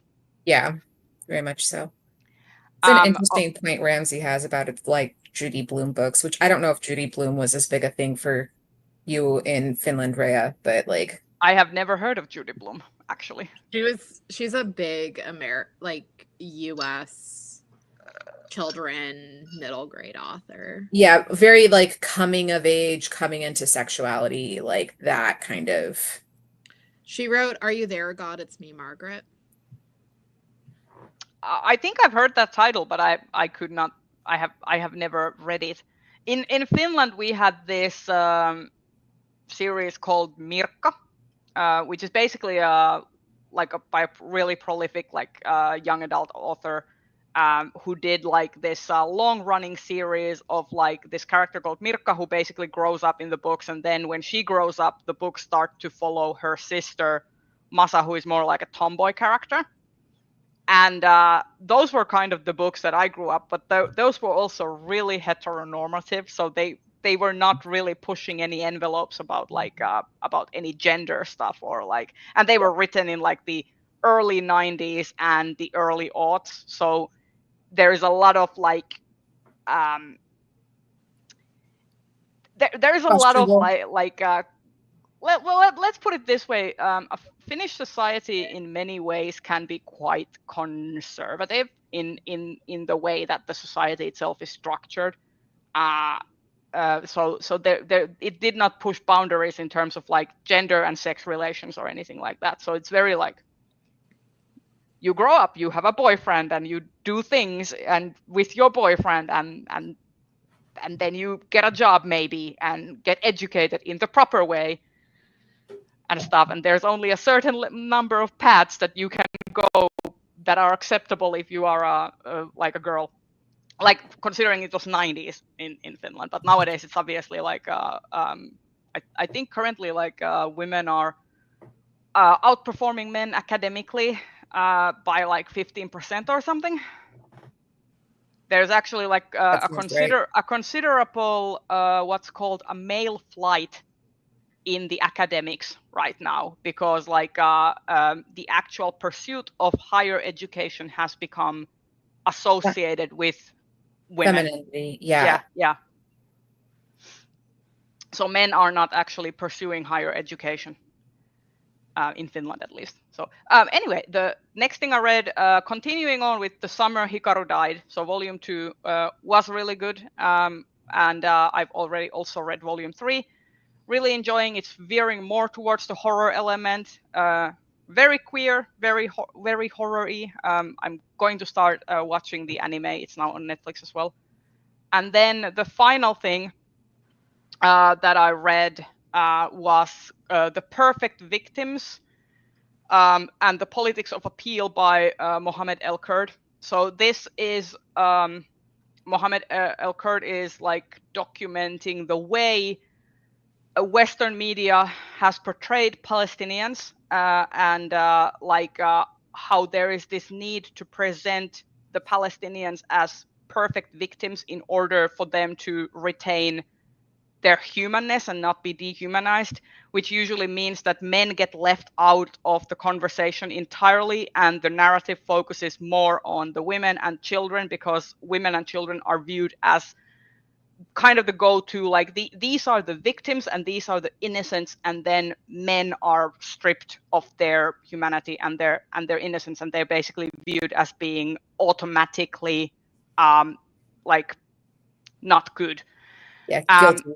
Yeah, automatically guilty. And it kind of like spins this whole thing like why should we be perfect victims anyway? Like why shouldn't we be angry at the occupation? And it kind of like spins this like on its head. I think this is actually like a book that everyone should read and kind of question how even if you are for Palestine, how, because I have noticed that I have also like been guilty of this, like for example reposting and stuff, and like focusing on like not the think of the children, but you know, the focusing on the like women and children aspect, when everyone deserves freedom, everyone deserves not to be starved, etc. Like you know, Yeah, like anyone, like regardless of their gender, their age, their ability, like everyone deserves like basic human rights and dignity, and to live Was the freely. Perfect Victims and the Politics of Appeal by Mohammed El Kurd. Really good. Like this was 5 stars for me.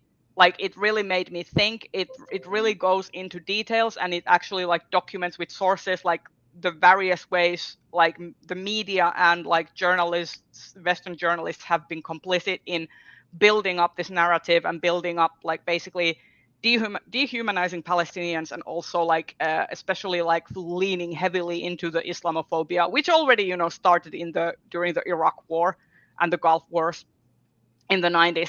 So everyone has kind of been, if you have lived in the West and grown up in like the global North, you you have been indoctrinated into Islamophobia, and it's like our duty to basically deprogram ourselves from that thinking. And I think this is like one of those books that really makes you think about like because it gives you examples, and then you start to think about like, okay, why am I thinking this way, or like why is this presented this way?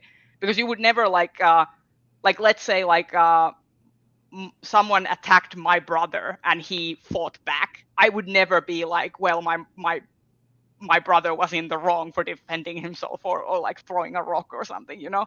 But we do that, or like narratively, like immediately if there's like resistance, and that resistance isn't like squeaky clean and non-violent, we clutch our pearls and are like, well, they shouldn't have done that, which is bullshit. Because like, and it also draws parallels between like how the global North responded to Ukraine and how it has responded to Palestine, which is like there's a clear double standard there that is like as bright as day to see. So does it highly mention recommend. Floyd at all?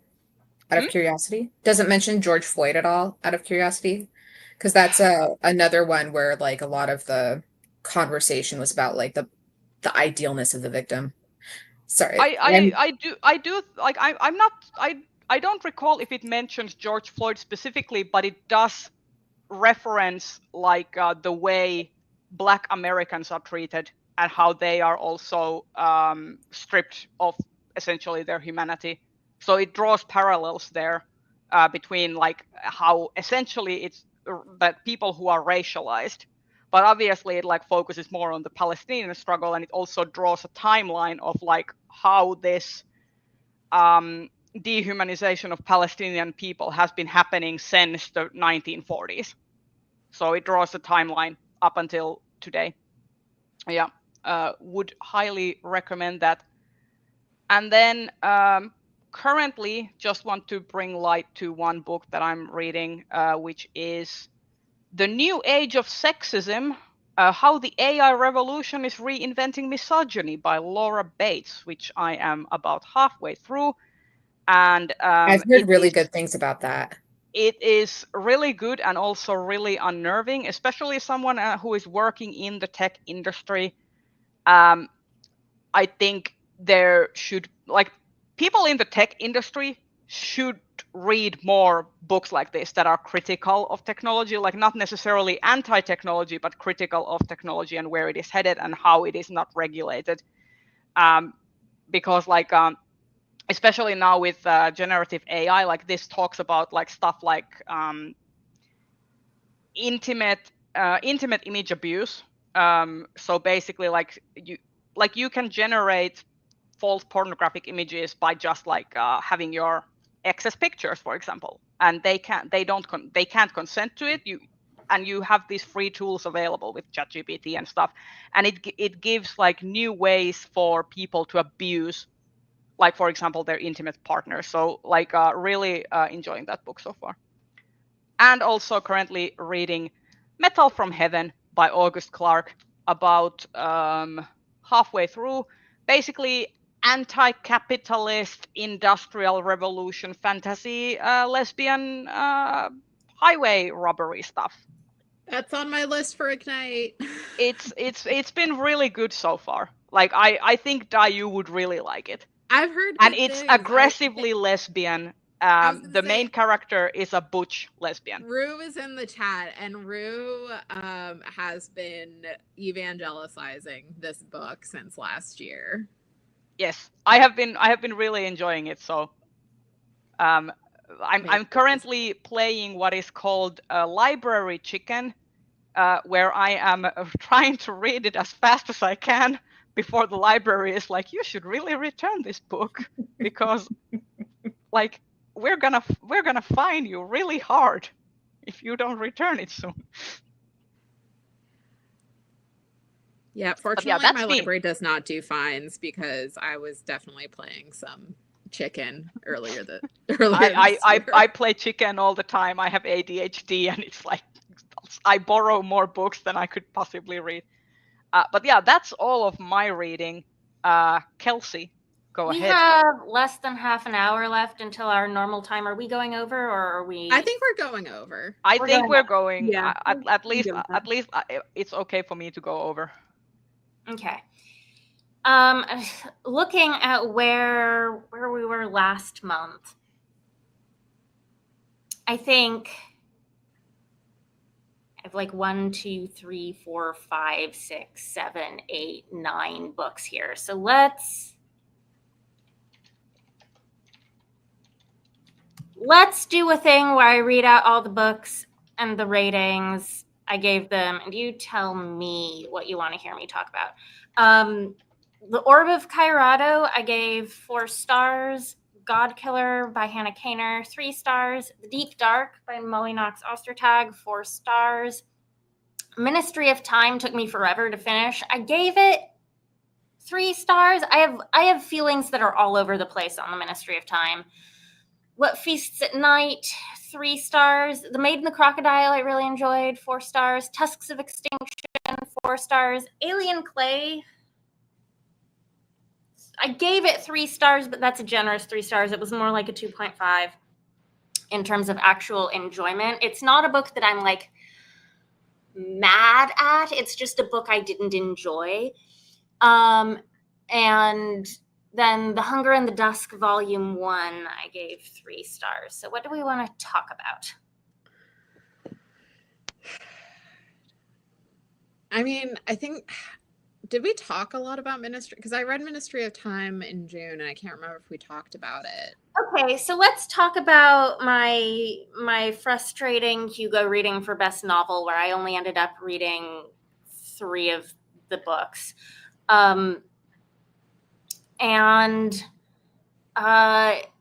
Ministry of Time, I was glad that by the end it turned out that yes, you were supposed to be noticing that she's kind of terrible.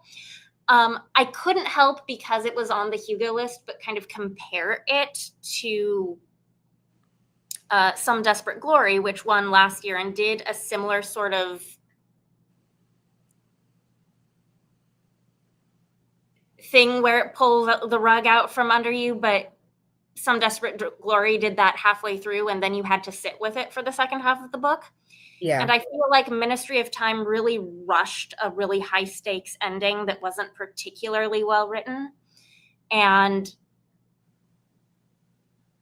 like I thought it was interesting, but also like it got very thrillery at the end there, and I'm not sure that The ending felt like it was a different genre than the rest of the book. right. It was suddenly like a high stakes time travel thriller espionage thing at the end when it had been a character study all the way up until then. Yeah, I think. And Oh, go ahead. Finish your thought. I just think that wasn't especially well executed, just from like a craft standpoint.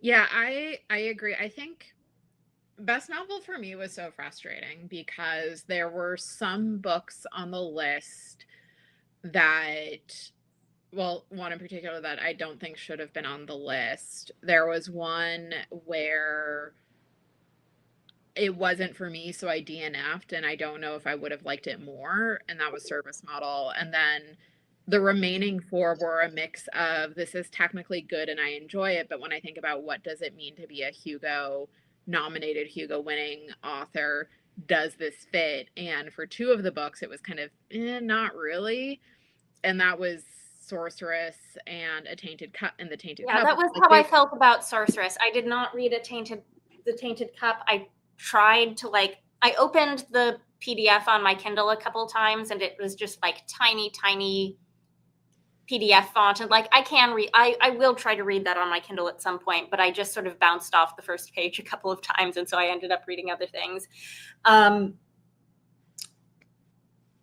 PDFs are the worst, though. Yeah, They're never really greatly formatted. And then Alien Clay was the other one that I read. I read Sorceress Comes to Call, Ministry of Time, and Alien Clay.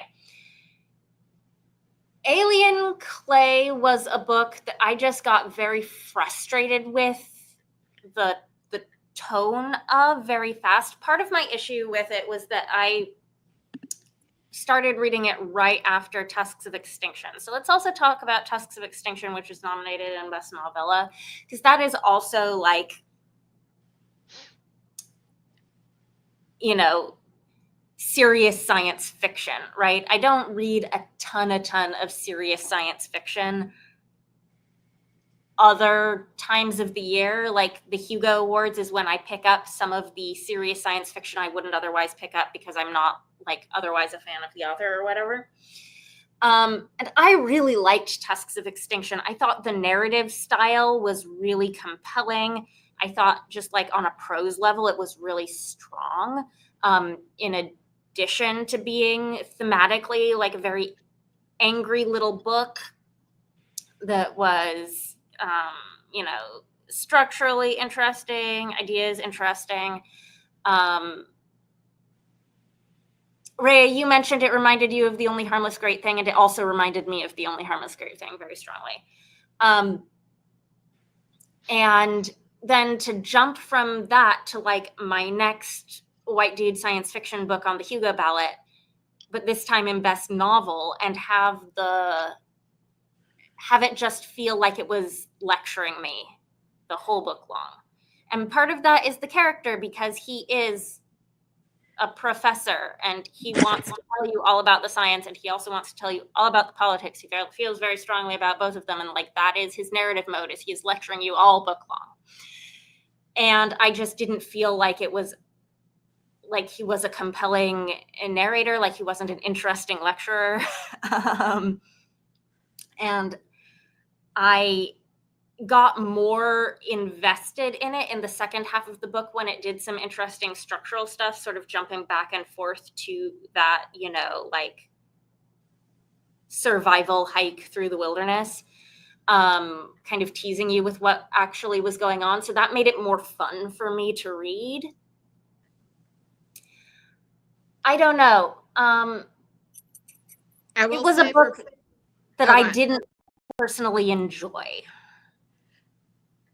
Alien Clay was one where I was very annoyed with it early on, but once we got further, once kind of the main character kind of got his ass kicked, that's when it got more interesting and he got less insufferable. For me, he never really got any less insufferable. And then I didn't care if that guy survived or not. yeah, I will say I did vote no award for my first choice for best novel because I don't think any of them really deserve. I came like yay close to ranking no award, and then I chickened out at the last minute. I had no award ranked first, and I had it saved like up until 15 minutes before the 3 a.m. voting deadline, and then I changed it because I chickened out. I didn't have the guts. I did Vote for no award. I did no award first, and I also left off Someone You Can Build a Nest In just because I had such a bad time with that book. I think for me, Tusks of Extinction, I rated it like at the midpoint of my ballot because I think it was exploring some interesting themes, but it also felt like there was too much happening in such a short length. And I think you could have potentially removed one of the POVs and it would have been a stronger book. I remember thinking it was dense enough with ideas that I was like, why is this a novella? This could have been a full like 300-page novel and they would have had plenty of material. Yeah, I think I think I would have read it. I think I would have read maybe a 200-page novel of that, but maybe not more. Meow. Yeah, I agree with you with What Feast at Night for it being a 3-star. It was like, it was okay, but it was not like the same level as the first one in that series. And it's also one of those where it's like, I don't think it should have been on the short list. I think it was there because of T. Kingfisher being T. Kingfisher. Right. I actually rated it 3 stars for different reasons than the first book, What Moves the Dead. That one just like ooked me out too much. The second book, I just felt like What Feasts at Night was very slow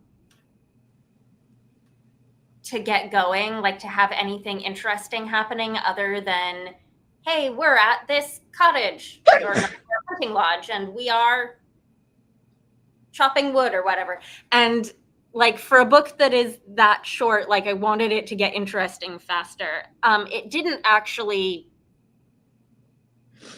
disturb me or unnerve me the way that What Moved the Dead did. So like, but I felt like it also lacked a lot of the sort of edge of your seat urgency that I felt while reading. I would agree. Like it felt like it started with an interlude, like it wanted to have a little break from the story, so it took a long time to get there. And then by the time I realized what was going on, I was like, I know the answer to everything, so it wasn't suspenseful.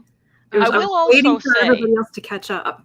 I will also say that mushrooms and spores generally have had very bad PR since forever ago. So like a lot of the horror, like the horror fixtures of the world is something growing inside of you, you know, and like doing things. So we are kind of primed to be like, ew, that's awful and that's horrific. So I think you like the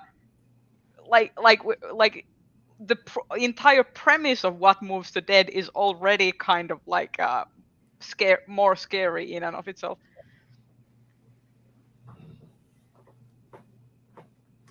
Anyways, so in terms of other Hugo reading, I did read two of the graphic novel nominees. I liked The Deep Dark considerably more than The Hunger and the Dusk. But The Hunger and the Dusk was just like fine.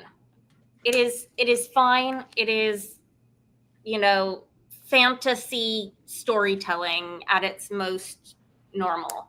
And you know, I thought the art was also fine. If the second volume were already out though, like, you know, I ended it feeling like I kind of want to know what happens next. So it was easy reading in that regard.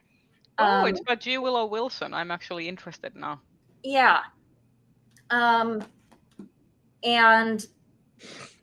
like The Deep Dark is, you know, something that's really, you know, using the medium in interesting ways with the black and white and then like the pops of color at emotionally significant moments. And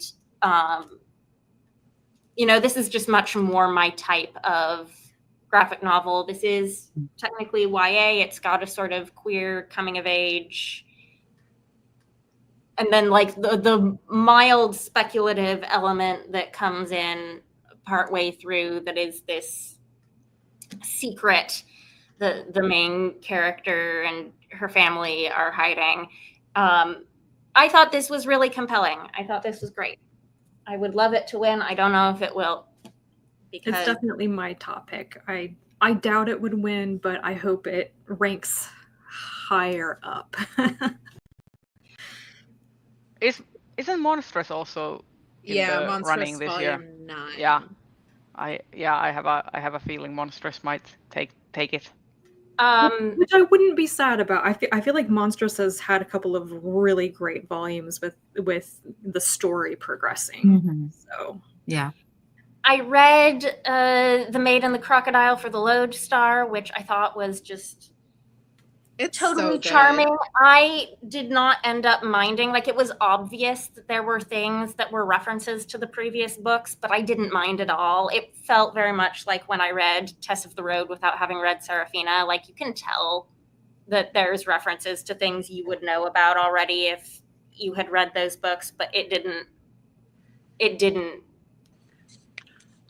like it was getting in the way of my enjoyment. I really I hope loved it the main wins. I'm gonna character. be- I thought she was such a great protagonist, and it was charming and thoughtful in all the right ways. Yeah, I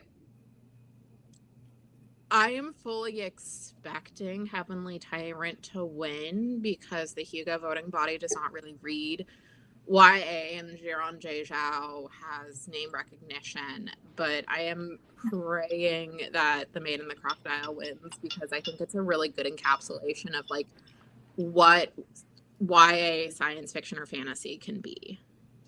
I just can't get over it.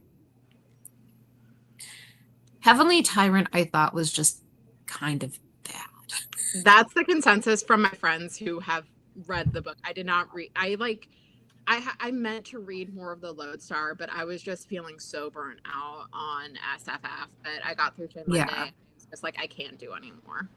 I've just because I've seen their Jiran J. Zhao's social media, and I'm not sure, but like their marketing for that book has also been like really intensely unhinged. I have, well, I think I'm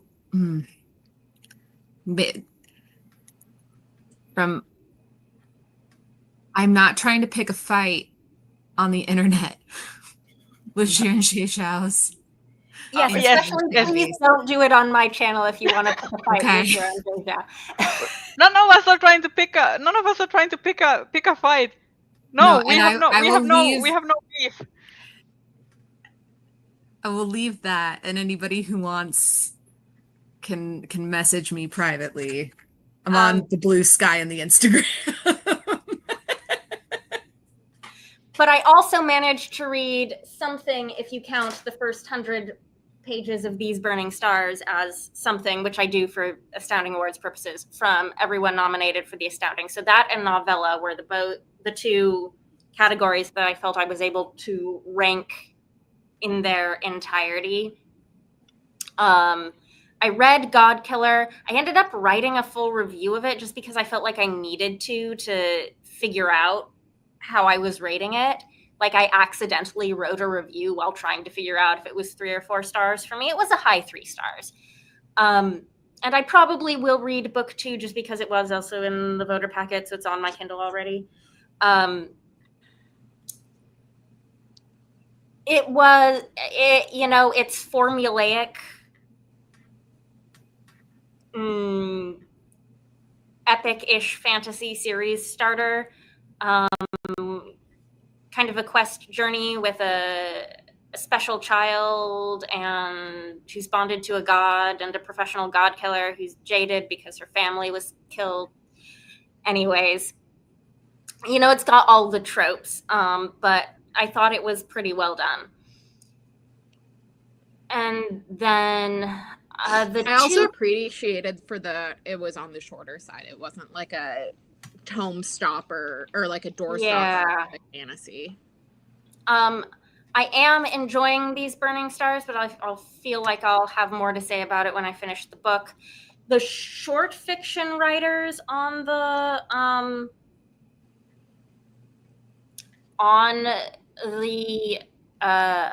what's it? The Astounding Award. There we go. The Astounding Award shortlist were Tia Tashiro and Angela Liu. I didn't read the entirety of their voter packets, but each of them started with, and I think this was a total coincidence because I think in both cases the voter packet selections were alphabetical, but they both started with a really chunky long story. So I read like the first chunky long story in the voter packet for each of them. And I liked the Tia Tashiro story significantly more than the Angela Liu story. Based on that one story, I ranked Tia Tashiro quite highly.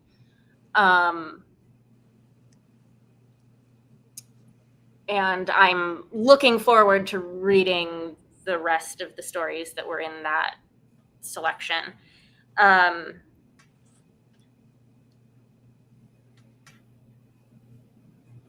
am blanking on the names of both of these stories. I do not remember them at all. But the Angela Liu story just struck me as very, very, both confusing and disturbing in ways it just wasn't for me. Let's just say it wasn't for me. And then I also read all of the short stories that were nominated in short story, except for the Omelas story, which I didn't particularly want to read. Yeah, and then I think we've gotten through everything I read except for The Orb of Kairado, which was my one, like, I'm letting myself read something for fun that's not for Hugo nominations. It's short. I can get through it. It was a very enjoyable little sort of archaeology academic mystery that also turned into a murder mystery partway through. In the world of the Goblin Emperor, which I was not going to read any more Goblin Emperor universe books until I reread the Goblin Emperor, which I did not do. So I broke my rule that I set for myself to read this one, but I liked it. Just a heads up that before we continue, Bree had to drop out because he's on kiddo duty for the rest of the day. So. Always great to have Bree join us. Bree. And so that's all that we actually did get through everything I read to some extent. Do we want to talk about media or other or like open forum? Open forum for things.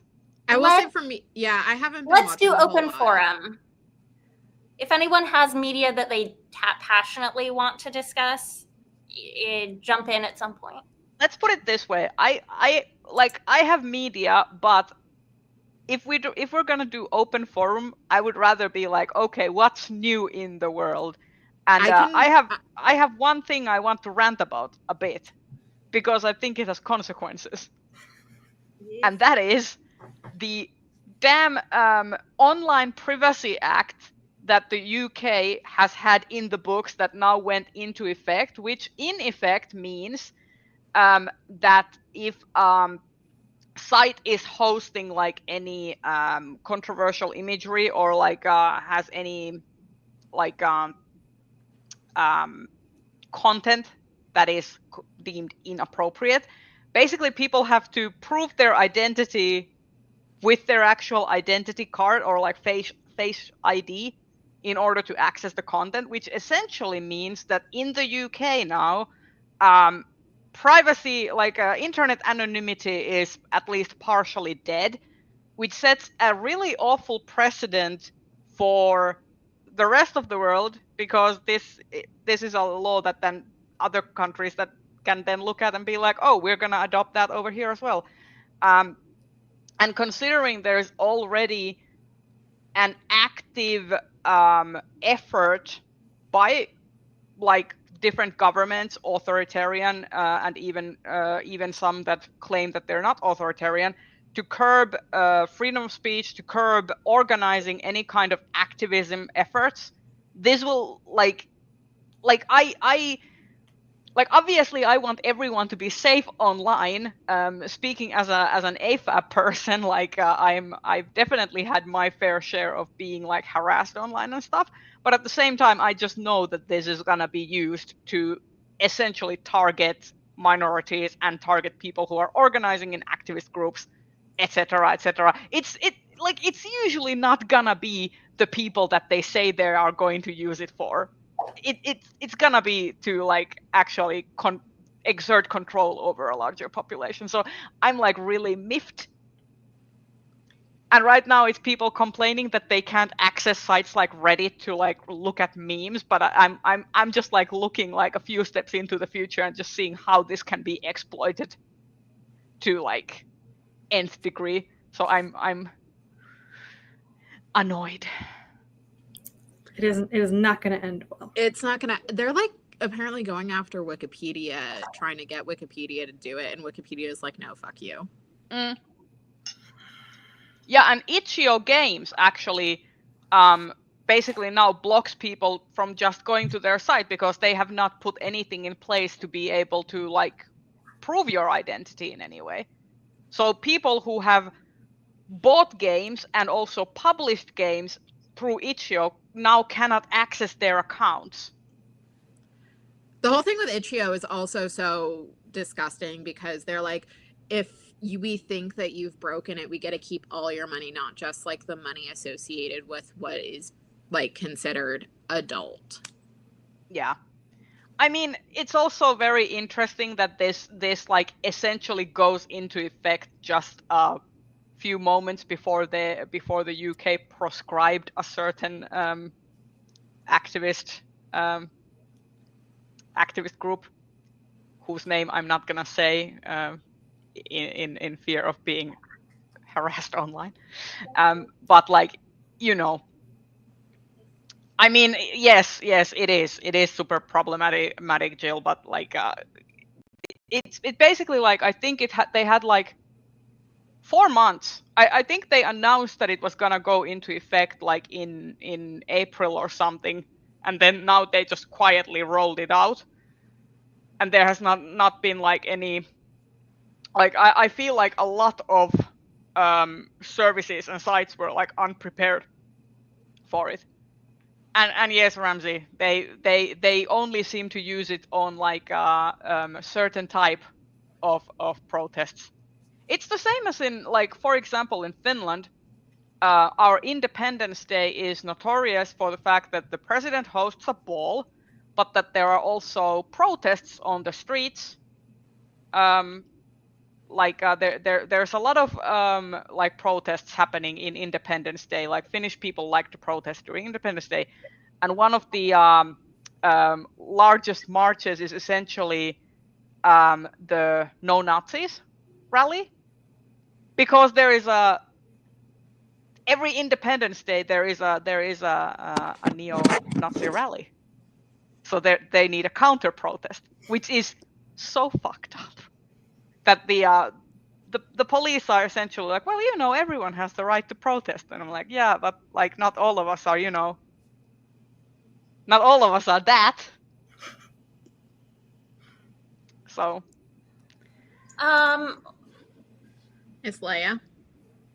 Oh, No, she's just. but yeah, that was silly. essentially my rant. I hate just that the world realizing- is. I hate that the world is going through becoming more authoritarian. Oh yeah. 2023 was when it passed Parliament, the act, but they have not like enrolled it out until now. But yeah, next person to rant. Yeah, so mine is more of like a general update on the whole Rose and Change, Irresistible Urge, Hermione fanfic like publishing situation. So for folks who were not there for, I think it was either the April or the May one, basically a lot of this kicked off because Illumicrate decided to say fuck you to our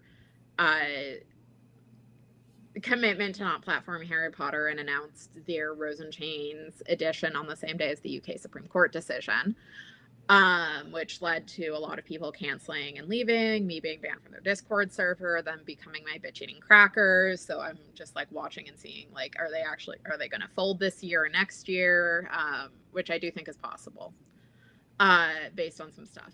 Anyway, so part of that led to me finding the Hermione sell sheets for both Rose and Chains and Irresistible Urge, and those got out on Threads, and it has become like that, and the Hermione summer that Soto and Knightley had on their Instagram like became a big talking point, and it kind of died down for a few months, and then the conversation really kicked up again because they were both being published earlier this month. I think it was like June 8th or something, or July 8th. And so like it started picking up steam again, and then it like really kicked into high gear for a couple of things. So the first was Harper's Bazaar ran this puff piece of a story, just profile. I am pretty sure Julie Soto and Brigitte Knightley have the same publicist, because every bit of press that I've seen recently has been the two of them, and it hasn't included Senlin Yu, who is the other Hermione author being pro-pubbed. Like Senlin Yu has been like flying under the radar compared to Knightley and Soto. So Harper's Bazaar posted an article, and it was this huge puff piece. It just paid like lip service to people like being upset about their books being pro-published. Like Knightley keeps saying that Irresistible Urge is not fanfic, and like I would not be shocked if it started its life as fanfic, but she got signed to Thao Li and like immediately switched gears to make it original, because some friends who like started reading it or read it said that it is very clearly Hermione. Like it is not its own work. Was that one of the ones that had the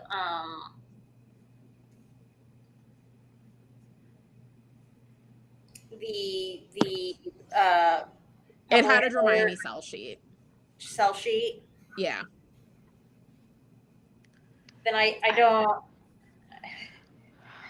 just don't understand the like traditional publishing, like signing on like I understand signing on the authors of a fanfic, but I don't understand this whole concept that I am signing you on for specifically this fanfic that you have already written, and now we just need to make it less legally iffy.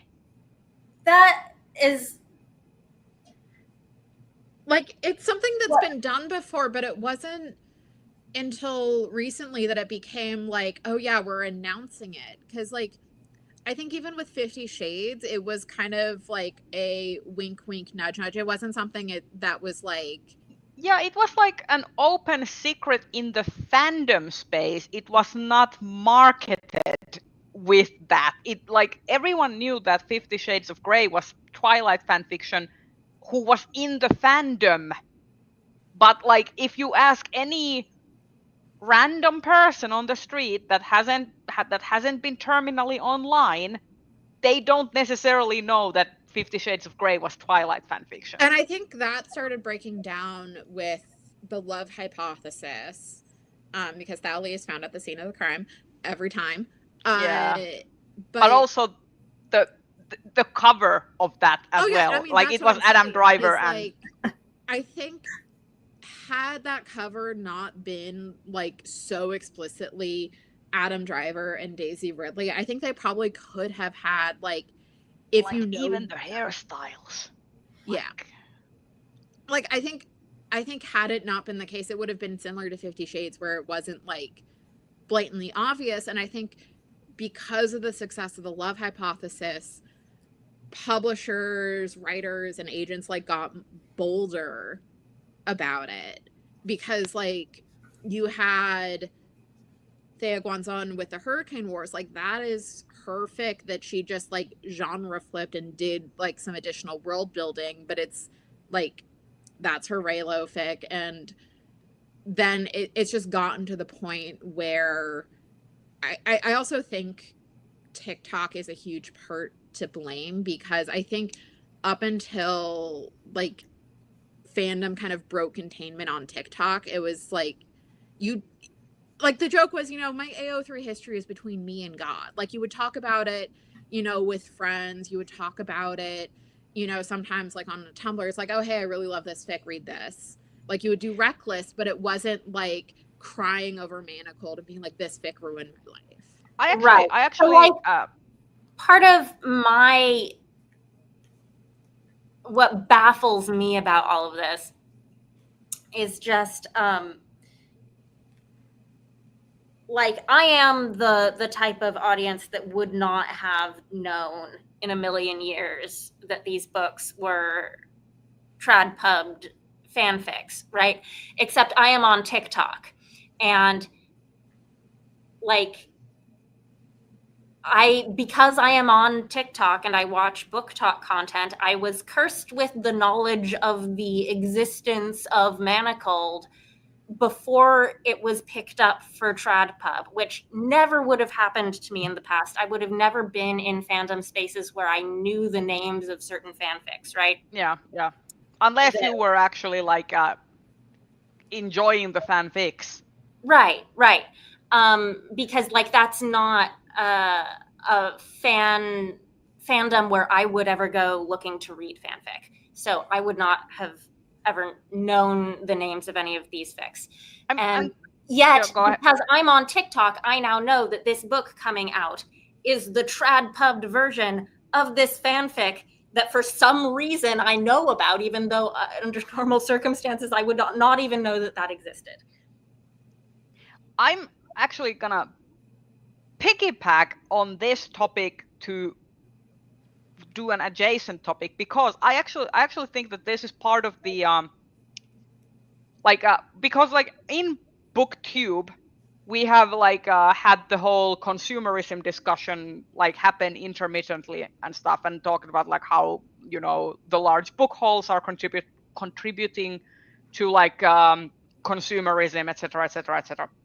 But I think TikTok has kind of exacerbated the consumerism side of reading culture to an extent that BookTube could never.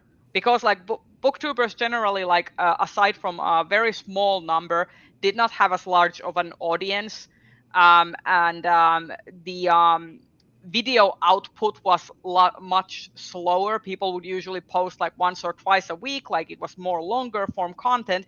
But now when you post like these minute to like 3-minute videos on TikTok, and you can like churn them out really quickly, you have an endless array of like consumerist content, like all about these hauls, like, and I think that is also why trad publishers are now picking up these fanfics. It's like, first of all, they see that there's a need for it, like, or like an audience for it from TikTok, but also because they already exist. Like the road already marketed very well. Yeah, exactly. They already exist, and they already have an audience to an extent, and they're easily marketable because like they already have like generally an audience. So the road from acquiring the book to publishing the book physically is much shorter. Like you can churn these out. It's basically fast fashion for books now. And that's what it's become, and they have started like a lot of this, unfortunately, like they are scrimping on the editing process, etc. Like so like a lot of them like are not necessarily even that well edited when they come out to market. So I'm just like, I'm also very old so TikTok has never really been giving to me in that way. So like I'm not Yeah. We're I'm not that old. well yes, but old for TikTok. I'm old for yeah, TikTok. no. In TikTok years, we're In ancient. TikTok years. Yeah, so going back to the whole, so the books are published. There was that awful Harper's Bazaar article that like dropped in conjunction with the pub date. And people started noticing that Julie Soto was on tour, and so people were talking about it. And then they noticed that she was one of the featured guests for Romance Con, which was a romance focused convention happening in Milwaukee. And so people and so authors, mostly queer authors, started dropping out, and included like the Ashley Herring Blake as one of like the bigger name queer authors who was pulling out. And people started like talking about like trying to see if like people started pulling out, vendors started pulling out, and it was discovered that the organization running Romance Con was named Mischief Management, and yes, it is a Marauders reference. And the company that sponsors that, or the company, up until 2024, put on LeakyCon. And so anytime that the company in their statements is like, "Oh, we transitioned away," it's like you were doing LeakyCon as recently as last year. Like it wasn't oh, we already have the stuff booked for 2021. Like we're gonna do it, but we're gonna no. Like they were like explicitly doing LeakyCon up to 2024, and Yeah, no. they were switching to like Enchanticon, which was like a generic fantasy convention, and there were still like a number of Harry Potter related panels, and so people were like, "Hey, what the fuck?" And Mischief Management just handled the situation so badly. So first they announced that they made the decision that Julie Soto would not be coming. Julie Soto, I think, is also not going to Steamy Lit Con. I think it was either a mutual agreement or she was disinvited. I don't know which. Steamy Lit Con happens in Southern California later this year, and it's like one of the other big romance conventions. Which I only really know, like the only thing I know about Steamy Lit Con is there always seems to be a bad COVID outbreak associated with it. Yeah, I feel like that is generally the case with a lot of different like big events. Like I generally feel like we should never have gotten rid of any mask mandates and social distancing, especially during event. I think it's just really safe event protocol to remind people of washing their hands and using hand sanitizers. I do appreciate that the it's not fringe, but it's like the one day Worldcon adjacent thing. They're doing mandatory masking. That's on the Thursday. But anyway, so they pull out. Romance Con is like still flailing. They're like, "Oh, we're not going to run it anymore. It's going to be run by someone else." But people are asking, like what's going on with the money, what's happening with like all the contracts. So it's still messy. I think a local author or a local bookshop is putting on like a free romance convention in conjunction with the Milwaukee Public Library as like an alternative for people who like already booked their travel and like can't get refunds, which I think is really nice. Like I like the idea of there being like a free convention in conjunction with a public library. I think that's really cool. Yeah, concurrent. Thank you, Renee. Yeah, in Finland we have this con called HypeCon, and it is from what I understand, it is organized by the public library like association, and it's completely free of charge for people to go there. But yeah, and then oh, go ahead. Yeah, and I'm just like liking that like idea of like having these more publicly funded conventions that are free of charge. I like the largest SFF convention in Finland, and also like one of the largest in the Nordics, like FinCon. It's also free of charge because they get a lot of government grants to be able to like host it each year. So like that's also like completely free of charge to like go there. I think it's also notable because like so many book cons, like romance ones in particular, they're charging like $200 to $300 for like a 2 to 3 day event, and it's like you're just meeting authors and getting your stuff signed, and like the expectation is you're also going to be spending money to buy like exclusive, and it's just, where's the community aspect of it? We just earlier this year had the first like Comic-Con event in Finland. I personally did not attend, but like it's like interesting that you basically like have you first spend like 120 something euros on the ticket of the like convention. Then if you want to actually meet any of the guest of honors and stuff, and like for example Neil Newbon was one of the guest of honors there, and Elijah Wood as well, and then you need to get the like pay for the meet and greet and the signatures, and suddenly you're looking at like 300-ish euros for your weekend, and you have not even gone to the event to spend any money, for example, at the artist alley or anything like that. So these are like really, really inaccessible events for a lot of people.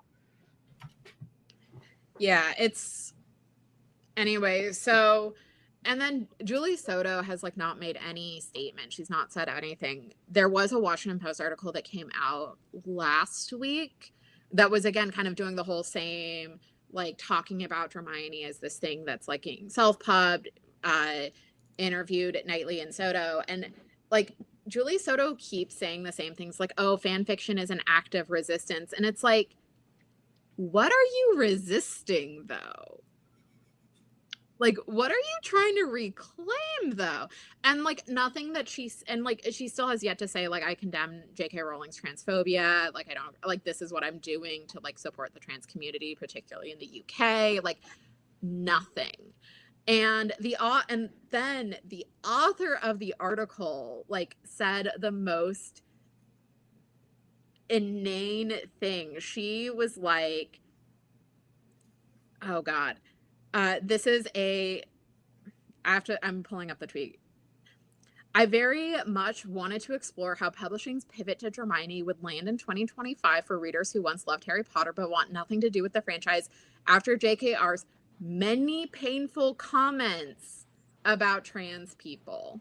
What do you mean many painful comments? It's at least 70,000 pounds of hard cash like, to we are so impact public opinion so and far past comments behind in 2020. She just started like founded a non-profit that is going to organize for paying for the court cases and the lawyer fees of people accused of hate crimes against trans people. That's a thing that she just founded. What? Yes, yeah, she founded a non-profit organization that is basically going to fight for women's right for freedom of expression, which essentially means that she's going to fund the bill for people who are like accused of hate crimes and are getting dragged to court over it. So she's it's just, like, yeah, and like again, it's the whole painful comments thing like sent me over the edge. Yeah, because it's like, this is clearly someone who is not too, like the writer is someone who's like, oh, I write about books for the New York Times, or like I freelance talking about books, I work at NPR, and it's like you clearly have not put in enough work to understand like why people are reacting the way they are to these books and to JKR specifically, because it is not painful comments. Like she is actively trying to force out trans women from public life. Yes. And the thing that I find really egregious about this is that you don't even have to do that much searching to find all of this out. Like there is a very well documented history of this, and people have like gone on record to like detail all of the horribleness of it. So I think that honestly, I think any person who is making that argument is not making it in good faith. It is a I think it's like at best it is like hiding behind your own privilege that you can be so ignorant that you haven't even taken the time to like look into it, even after you have like people call you out. That is it at best. At worst, you are using that as a deflection tactic while actively knowing that it is a much larger issue than you are presenting it out to be. And I find that incredibly toxic behavior.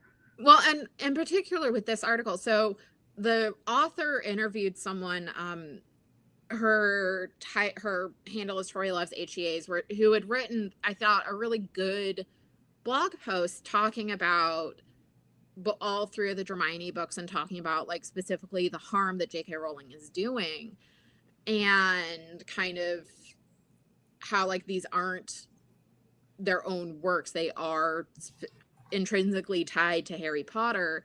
And apparently she had an hour-long talk with the Washington Post author, and it was just like condensed and like nothing. And based on like how the Tori Loves HEAs was talking about it on Threads, like I'm pretty sure like she was talking about the specific harms that J.K. Rowling is doing, and it was just like not touched on at all. Anyway, so I'm going to be very interested to see, because like I said, Julie Soto has not done any statement. The only thing like on her social media that I've noticed is she had been doing like real updates for her tour, and she stopped right around when things like really started picking up with the backlash to Romance Con. Like she still had like a couple of tour spots. She just like has not posted since. Yeah, I at this point do not like any person who has a platform of like any size and is like and is like in a position to influence other people. I do not have any respect for them if they at this point in time still continue to advertise and promote Rowling's work in any capacity. Yep. At this, like I have had less and less lenience for that type of behavior ever since all of the shit started coming out.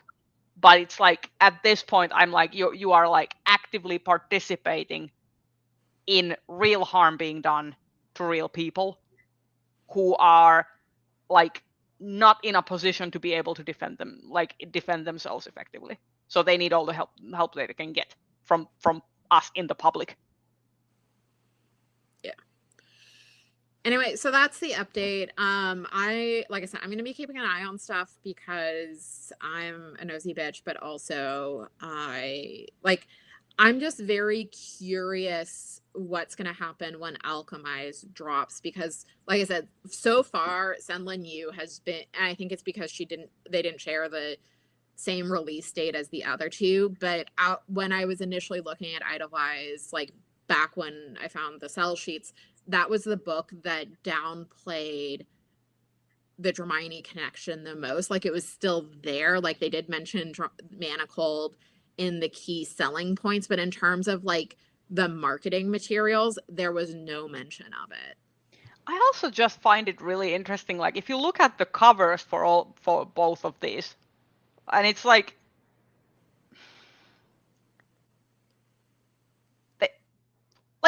the covers are quite obvious. You have the white-haired, green blue-eyed person of the frankly Aryan persuasion, and then you have an ambiguously ethnic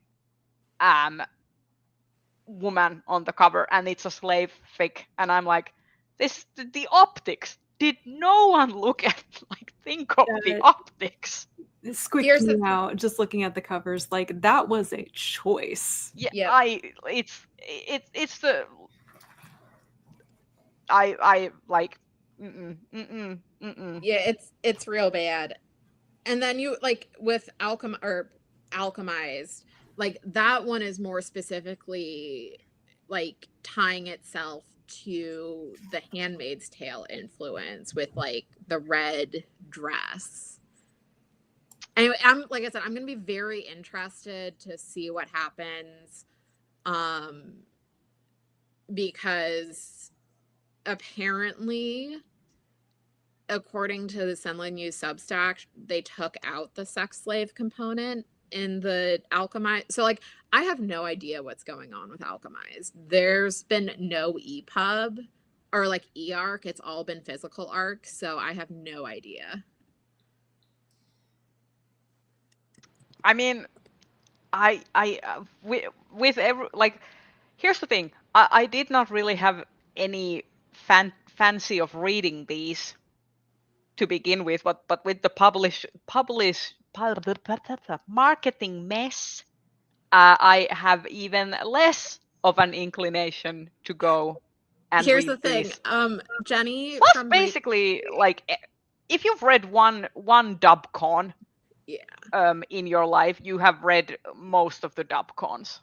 Yeah, Jenny from Reading the End, for her tour article is planning on reading Alchemize. So I'm just gonna, if Jenny gets an arc, I'm gonna be like, Jenny, please tell me your feelings.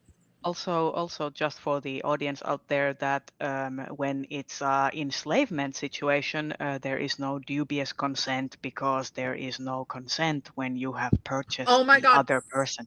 So. Speaking of that, so this is partially how I knew that Rose in Chains was gonna be a train wreck. Like way back when it was I always knew it was gonna be a train wreck, but like way back when it was announced, like we went to look at the content warnings. Julie Soto does a lot of work to not say rape or enslavement. You gotta work that hard. You're doing something wrong. Can I just quickly insert that I have maybe one piece of media I would like to discuss before? Oh, go ahead. Go. Let's end on a positive note. This is a positive note.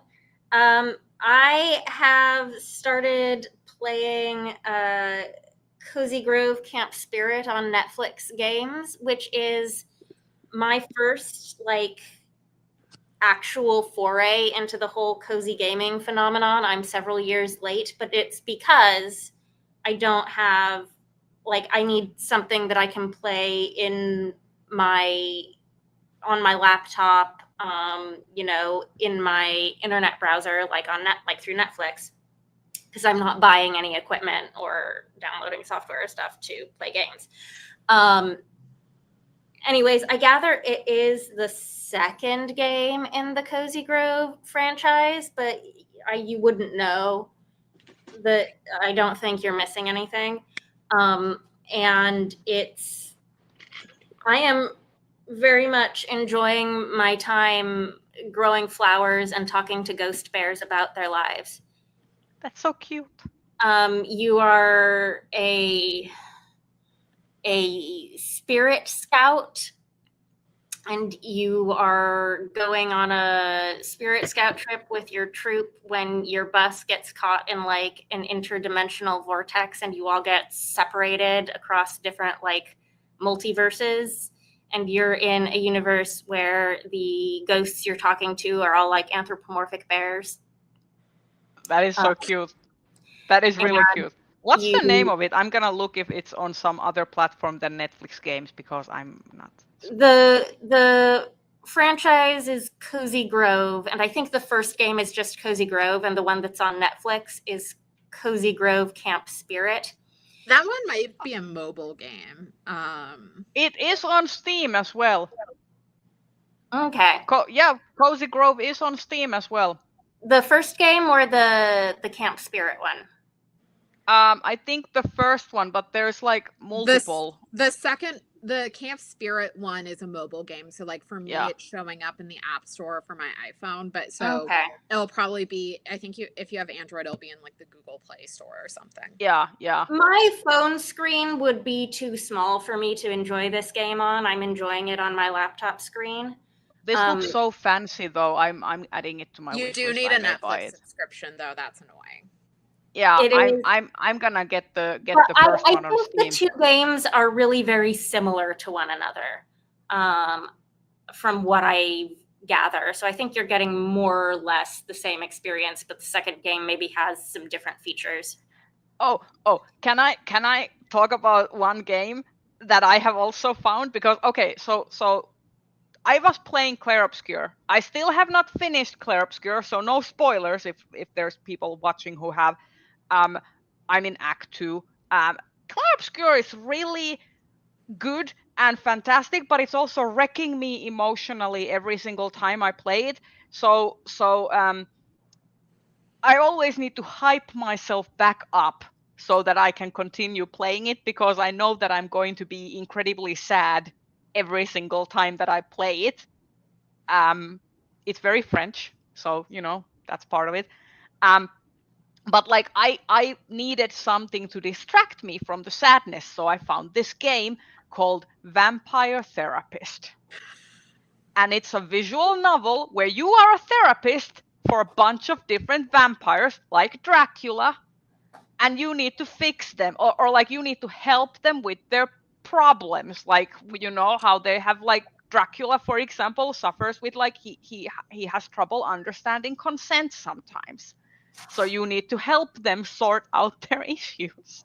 And it's really Are good. they all like vampires that exist in other like pre-existing vampire literature, or I haven't gotten original characters? like all the way through it. I've just basically started, but it's basically like I think there's like several vampires that are like in fiction, but I'm not sure if there's also like additional vampires. But there's like essentially like these different types of vampire tropes. So you have I think you eventually run into the kind of Nosferatu trope, and then you have the like Louis Lestat Vampire Chronicles trope. So it's you have these different types of vampire characters essentially, and then you sort out all of their trauma and all of the stuff that they need to work through so that they can be better people. I mean, better vampires. So would recommend. It's on Steam. I think that's where we're very slowly going with all the ghost bears in Camp Spirit as well. They all have problems, but you can't, like, you get far enough doing enough things for them and they'll like unlock memories, and then they'll tell you about their childhood. It's perfect. It's perfect. I'm telling you. Then there's also that one game which is basically where you can date anything. So my TikTok has been full of. Well, it has a really stacked voice cast because Neil Newbon, who plays Astarion, is on it. I think Matt Mercer is also on it. Robbie Draymond just like opened up his Rolodex of voice actors. Yeah, I think like basically everyone who is on it in some capacity. I think also the person who does Melinoe's voice in Hades 2 is in it. And I think possibly, I'm not sure if Ben Starr is in it, but he could be. Everyone seems to be in it. Like, it's very prolific. But basically, you can date anything from a toaster to a dishwasher. Yes. Wait, I think that the dishwasher can kill you if you make it mad enough.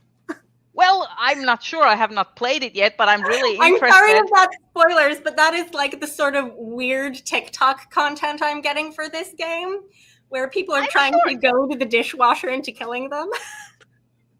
I'm sure any one of the basically electric appliances could kill you if you poke it with something. Or if it pokes you with something. I think Neil Newbon is actually way the dishwasher. more of this game than I ever need to. I kind of want to play any it, though. more of Date. I kind of want to play it though. I think you would enjoy it from what I've seen on TikTok. I mean, there's also like I backed this game back in the day, like before we went to Dublin, I think. I backed this game on Kickstarter. It's called Office Type, and they just finished it, and now you actually get the product, because there was COVID and everything that happened, and they had a huge struggle like trying to get the game finished. But basically, you're working in a corporate job, and all of the office appliances or like office supplies are dateable characters. Like you have 3 different ballpoint pens that you could date. One of them is non-binary. I was to say you have 3 polycule. I mean, there's also a shredder. I was say you And, can never stapler. have just one good pen. Yeah, exactly. I mean, there's also there's ballpoint pens and fountain pens, and then there's the staplers. So office supplies, office type. So, and each of them, has a story arc and character and a different like function they perform. So when will you be playing this, and we will get all the details about your relationships in this game? Let's see. I first need to like get my act together and actually find some time to play some of these games. Also, Hades 2 is very close to releasing releasing from early access. You've already been playing Hades 2 for months. Yes, But it's early access. It's not the complete game. it's early access. It's not the complete story. Yeah, And I don't. So basically, when it releases on 1.0, obviously I will need to start an entirely new save and start it from the beginning. Also, now they finally figured out the stuff with Athena's voice actor. So they had to replace her voice actor because Athena's original voice actor, who was her voice actor in the first game, they could not use her because she is in Zac Astra. And due to the new rules, if you hire an actor or a VA who is in the union, you can't use non-union members in the work. So basically, because a lot of their voice talent is from the studio itself, like Logan Cunningham and like Darren Korb, they were unable to use Athena's original voice actor, so they had to replace her. So they had to record all of her lines, basically. Well, yeah. But yes, I should. Like I do think I'm more interested in getting more into the Vampire Therapist right now, because that's just fun. I like fixing people. One more for the road. Leia is so chunky. She is. She is my chunky girly. Here's the thing. I will say, Hermes has been not to use the term lightly, Hermes has been making me feel very guilty about his feeding schedule and everything related to it. So I'm always like really worried that he's secretly starving and like not at a healthy weight. And today I saw him lounging, and he actually has a neck ruffle now, like a fat ruffle on his neck. And I'm like, you're not starving. Like, you're not. Like, you are doing well for yourself, sir. I weighed Sunshine the other day because she was supposed to be losing weight, and I had cut down on her food so she would lose weight. She has not lost weight. She has, in fact, gained weight. Yeah, that's I what was like, how happened much when have you lost, dear? And she's like, nope. That's what happened when I switched Leia and Luke to weight loss or weight control kibble. Leia put on weight. I think it might be in part because I told you all She this looks is so not unamused. fun information. Her favorite wet food got discontinued, so I've been trying other foods. So like I've not been like super in control of how many calories she's actually getting as I'm trying different foods on her. But like I cut down the amount of food she was getting. I did. Yeah. Not working. I think Leia's default though is just chunky. Like Yeah. She's All right. the big chunk type. I so. will say that it's 15 minutes to midnight over here. Yeah, I we have should to probably- work tomorrow. I So. need to hop off pretty soon. I have tasks to do. I need to eat so- lunch. I need I to need go to grocery sleep. shopping. I'm all out of food. I need to sleep desperately. Yes. You're not working tomorrow, are you? I am. It's my No. last week. I thought you Or were on vacation. vacation already. No. I had a mini vacation. Now I begrudgingly go back to the grind for a week and will be really bitter about it, and then I will go on actual vacation. I hope it's still absolutely dead with everybody else being on vacation. Yes, it absolutely is, because everyone it's dead. I like don't tell anyone, but I have been able to like finish my Hugo reading at work. I'm about to start panicking. I've got like 2.5 weeks of work before Seattle, and I'm like, I haven't prepared at all. I have no idea what I'm doing in Seattle. I haven't done any research. I don't have a schedule. I haven't talked to anybody. Okay, Rachel, because we're trying to figure out for we're not actually doing Worldcon Hosier folks, so because you're still coming to Hosier, right? Like we have. Yes. So I'll add you to the group so we can like start planning Okay. the Hosier as well as some other. We're trying to figure out some other stuff. I'm Please so sad let me about know the what's Hosier. happening other stuff, because I don't have a ticket to the thing, but I want to do other You should stuff. come to Hosier. Like we had some people drop out, and we have tickets available. Oh, let's not do this on the live stream. I'll put it in the chat. But yeah, Kelsey, if you want to join us for Hosier, like we do have someone trying to sell their ticket. Okay, I don't even know what day it is. Let's wrap It's up the Thursday. It's the 14th. Let's put it this way. Wrap I up hope the live everyone stream. will have a fantastic time in Seattle, and I will enjoy my life in not being in a US border detention, Yes. because I'm We decided will not to go. miss you. We- Well, Keep thinking very I'm looking much. forward to seeing Rhea at Worldcon, and then realizing Rhea is not going to be at Worldcon. 2027 Montreal. Yes. Yes. All right. Bye bye, everyone. Bye. Bye.